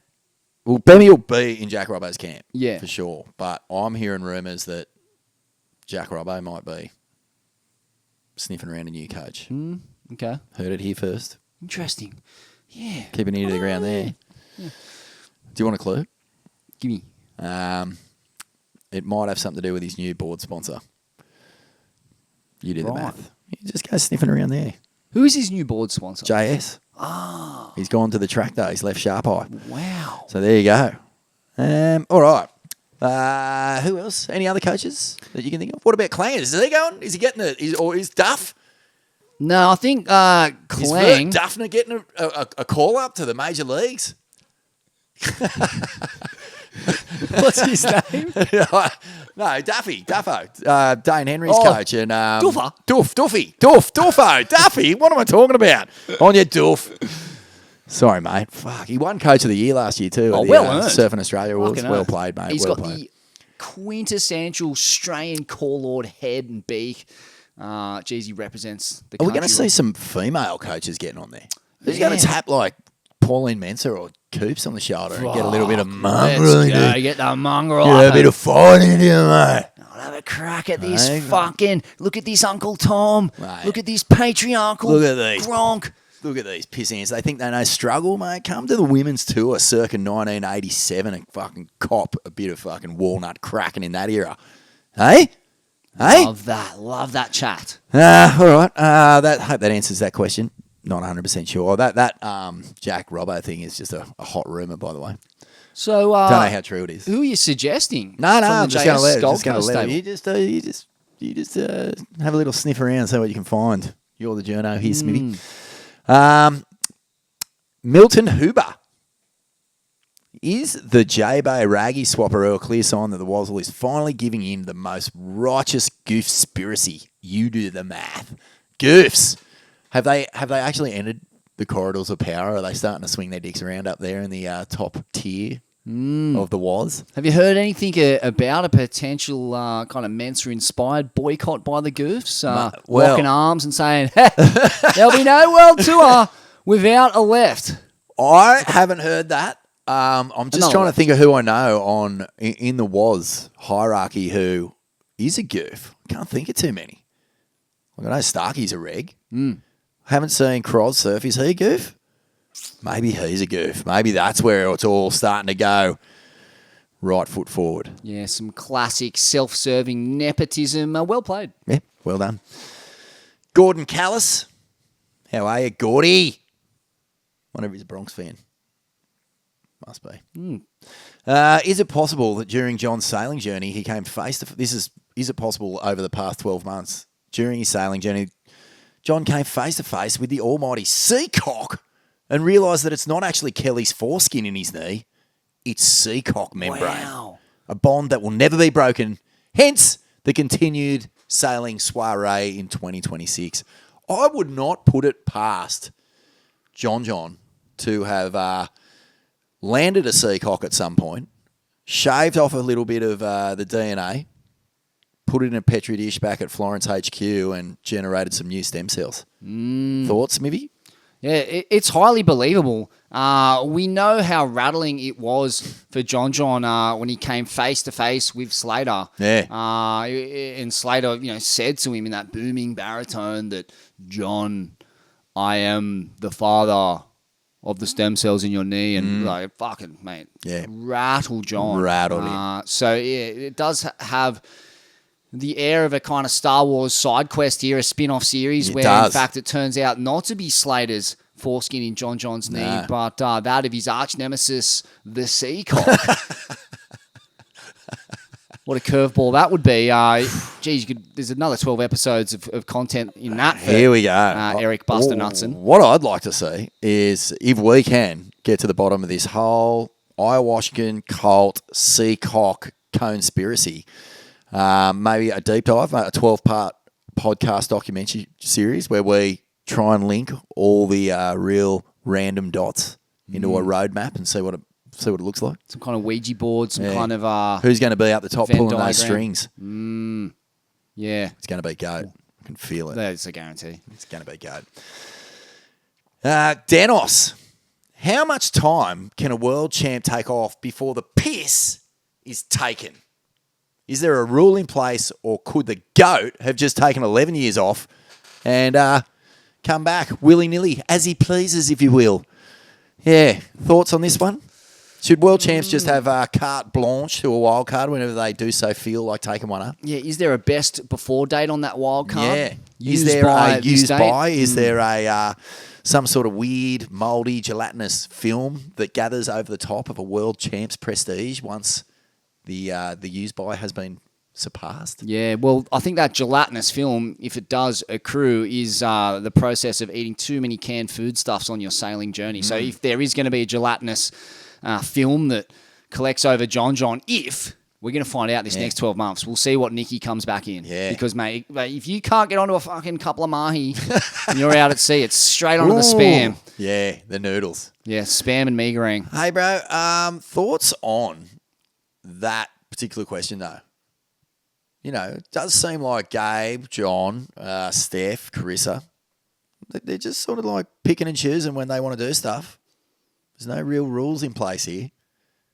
Are you, does it grind your gears, or are you just, look, I want to see the champs, I want to see them in there. I'd rather see them in there getting absolutely demoed by whippity upstarts like Aaron Brooks and, I don't know, freaking Bronson Matey than not in there at all.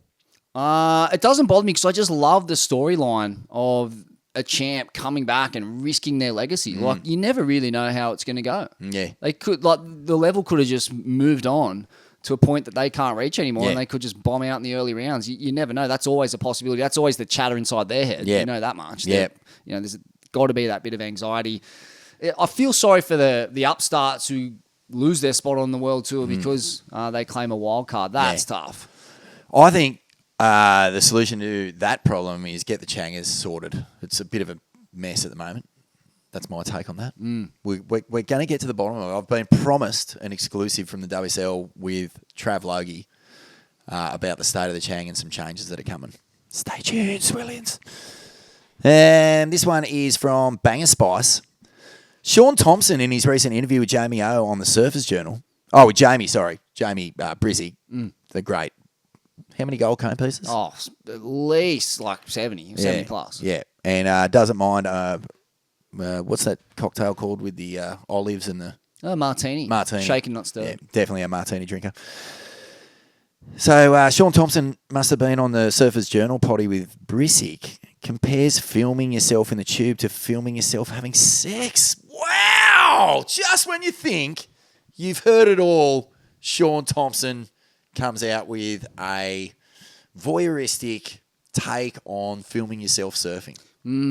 It's weird, isn't it? As people get older, they seem to really lose touch with what is acceptable to put in the public domain. This seems like a classic example of that.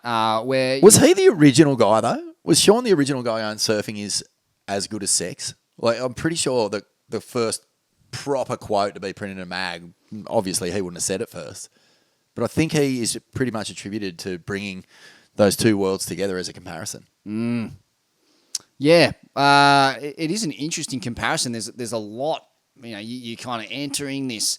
You put a lot of work in, a lot of groundwork, and eventually you'll get the chance to enter inside this dripping, beautiful, succulent hole.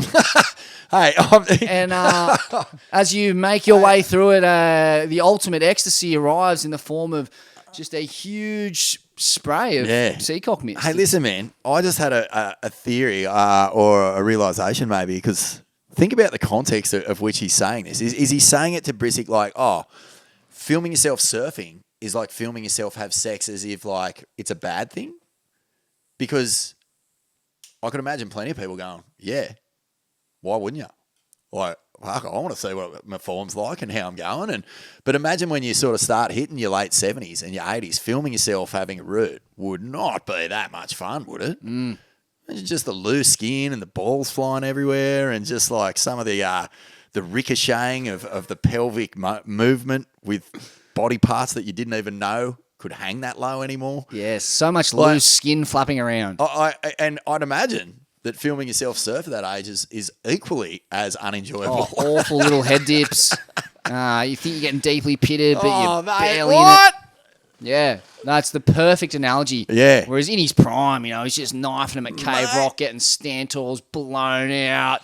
You've seen the photos of chest him puffed. at Burleigh, like a girl under each arm, crocheted bikinis, just hanging on to whatever the contents within are, bursting out of those things. Are you telling me, Sean, that you don't want to be filmed saddling up with a couple of those new balls, brother?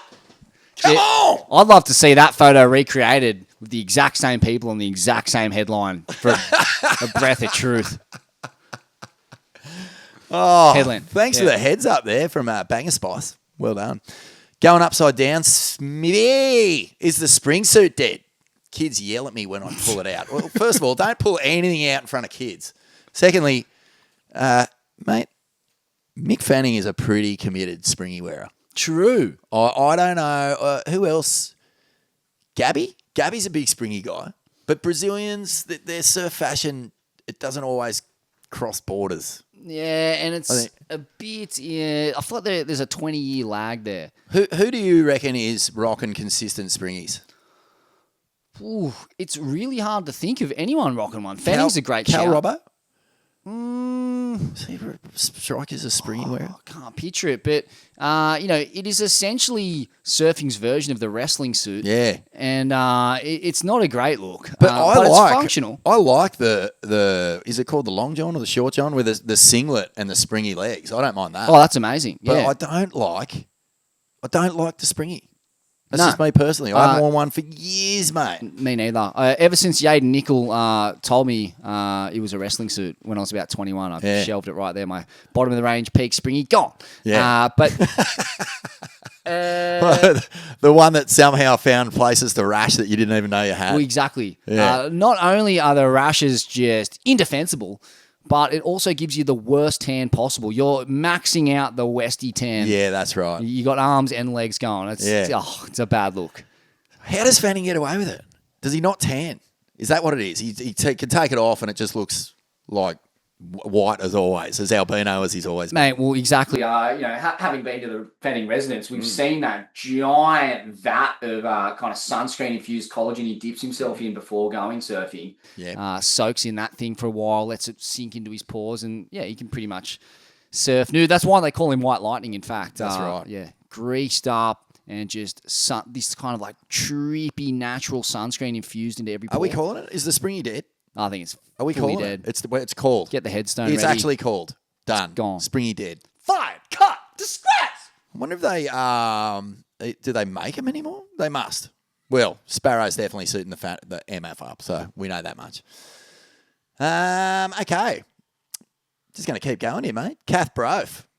Big Swellian. Oh, yeah. She loves it. Go, bro. Find you, mate. I don't think we've ever given Kath a shout out. Yeah, We Kath. should, though, because she's committed. She's on there. She loves the Swellian tone community. Hopefully see her at Swellness. What's the next Swellness event? Oh, yeah. There's a Swellness Power Up at Brunswick Head Social Remedy, February 28th. We're going to get together, do a bit of Wim Hof, meditation, some form of movement, and then hit the saunas and ice baths and a little live potty seminar That's thing in the the same other. night as my Oh, the Big Send. the bigs. Well, look, Well, it's a festival down at Adelaide. dates, TBA, February TBA, 28th. TBA. Okay. Stay tuned.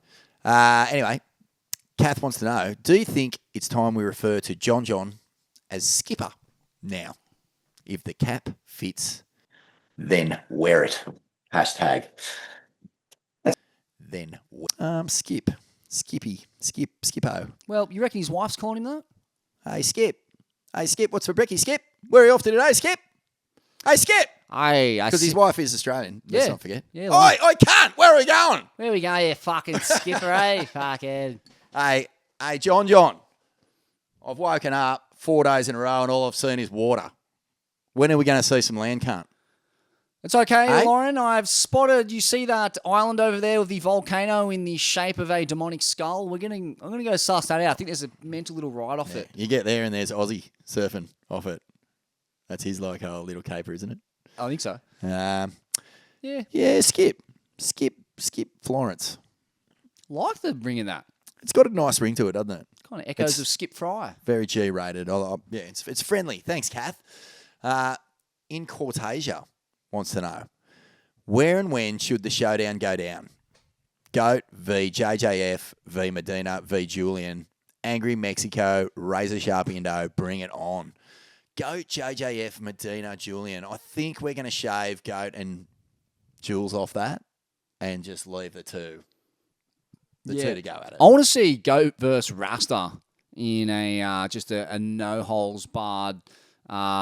Just see them go head to head over the kind of like the old Queensland state titles that were held between like Point Lookout to fucking Cooley and everywhere in between. Just like over an entire swell window, watch the Goat and Rasta face off, see who can score the best waves. Inevitably they're going to go head to head in certain sessions. Yeah.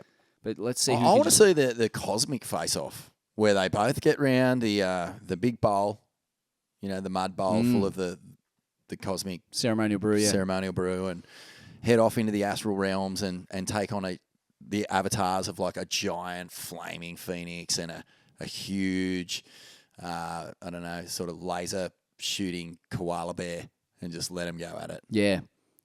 Take on the best avatar that their warped pineal can conjure up and then just go at it in whatever form of combat they think is going to reign supreme in the spirit world and can be one of peace, can be one of war, can be one of psychedelic conical pilgrimage. They'll get to the bottom of some shit. Oh, yeah. They'll hash it out. They'll do some digging, and I got a feeling Dave might come out on top. He's spent too much time there. He has. Yeah. You don't want to take on Dave in the spirit realm. No He's way, well-versed in those compounds and that space. Going upside down, we've got that. We're down to Barn J. Says, should JJF talk to the comp shaman, Rabs, about creating a Florence Marine challenge boat trip? Yes. And who should get a call up? Noz, Has, Mace. Hey, Barn, well done. Well a return to the Billabong challenge, but in lieu of the fact that not many of the surf companies are sponsoring events these days, at least not at the top level.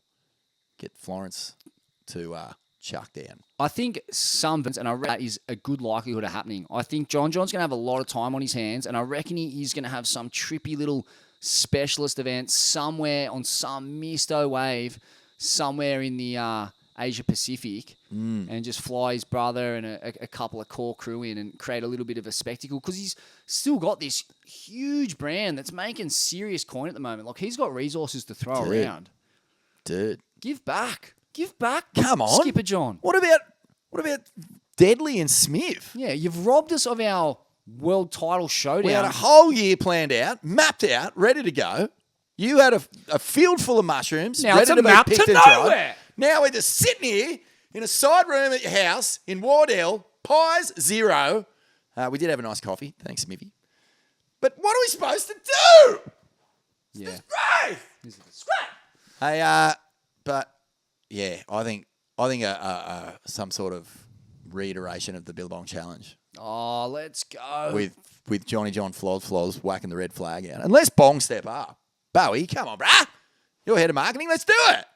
Me and Smivvy can commentate, just like BL and Tana Gadauskas and Lisa Anderson did for the natural selection. Yeah, that was a sick concept. I reckon we can culture it up a little more. We can get a bit more into the weeds and get a bit more truth. Like, I think if we're going to stay on an island in the Pacific with John and that, well, mate, we're bringing out the carver bowl. We're going to get deep with some otherworldly additives, I think, Smivvy. Oh, yeah, absolutely. And Plant who medicine's are the you key. calling up? Hazard B's an absolute start. Noz is a start. You know, Hazzy will go to the ends of the earth with that prickly face and peach of his for Yeah, those big, rotund droopy, cone. 4X fueled like mammaries just dripping diesel all over your toes. That's it. He's he's a core disciple, a spiritual overlord of this realm, and an absolute must to include Mason. Of course. Definitely. Yep. The intergenerational tube ferret. I think Nate Florence is a shoo-in, but like, Should we chuck in like one of our Irish brothers, Gerard McNaird, or you know how you say his name? Actually, Go. I found out off Lowe yesterday. It's Garage. oh, it is Garage. Sorry, say again. Garage. Garage. I think so. Yeah. Garage McNaird, I'm pretty, yeah, that's what he said. or is it Gerard McDoyd? I think it's Garage. Yeah, something like Is that. it? Hang on. Hey, Gerard, we love you, bro. Just fucking, can you just ring us and tell us how to say your name properly? I'm sick of getting it wrong. Yeah. Same for you, Aiden. Aiden. Yeah. 18? 18, that's it. 18, okay. Just finally on that, I want to see Gerard or on that Florence trip. as Yeah, well. get a couple of Europeans. What was that tube riding comp you sent me on Phone Zone the other day? Oh, Is yeah. that like- I think was it like a Portuguese mob? Because or- Parko's going over for that. Yeah, right. He got an invite. That's insane. There's some sick concepts. Watch out, there's a few crew trying to cut your grass. Well, the big scary one is the slab tour. It's not like an indirect competition to the Was, but they've already got a brand name like that they own. Like everyone, if you say slab tour, everyone goes, "Oh yeah, what John and Nate are doing." Like, man, all it's going to take is someone that, like, Red Bull or Xbox or fuck God knows who to just say, yeah, we'll jump on that. Mate, it's got to be done. It's really a huge hole in the Waz's program. They're just putting the world tour on soft point breaks when they should be putting the world tour in heaving slabs. That's where surfing's at right It now. is. Mate, couple left. Geggy has chirped. Rather than a shark cull, can we train them to do our dirty work? Oh, that'd be good.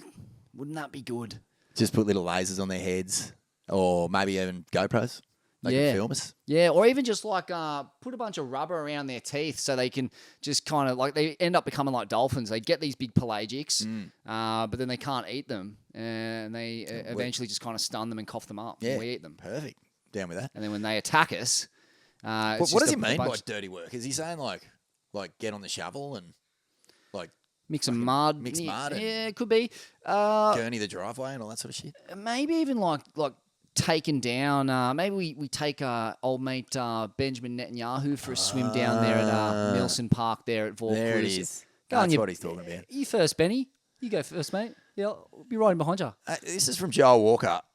I don't know if this is my old mate, Joel Walker from Mullum High. First dude I ever saw with Mohawk. Great surfer. Wow.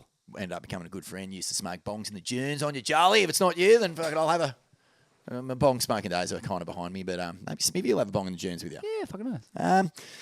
He says, could Raglan potentially be shit to watch? Goofs have never done a forehand combo on tour and regular footers haven't had to do a backhand snap in their lives. On the flip side, which goof will have the best forehand rail? I think we've addressed the goof thing. Geez, a bit of hyperbole there, but I'll pay that. Look, It could be shit. Brazil, let's not forget, Brazil and Cloudbreak have served up pretty juicy left-hand sections in their times. Like, there's been clouts that are memorable. Oh, 100%. So, I don't know. I just think it could be shit to watch, yeah. But me and you will be there, Smivvy, and that's all I care about, mate. We don't really know. It's a big, fat unknown at this point. Big unknown. On you, Jolie. Okay, mate. Jordan's up. What's the chat rating on Billy Kemper reneging on the prize money sharing agreement he made with his fellow competitors? Pretty pissed week, if you ask me. Oops, sorry about that. Mate, we talked about this at length. Yeah. Bit of a... Look, if everyone's shaking hands and agreeing at the start of the comp and then you renege, bad form. But if you say right at the start when everyone's shaking hands, nah, man, I'm keeping this shit. Fair play. Yeah. I can't remember what he did, do you? Was it after the fact, or did he just not chirp up when everyone was saying, I agree?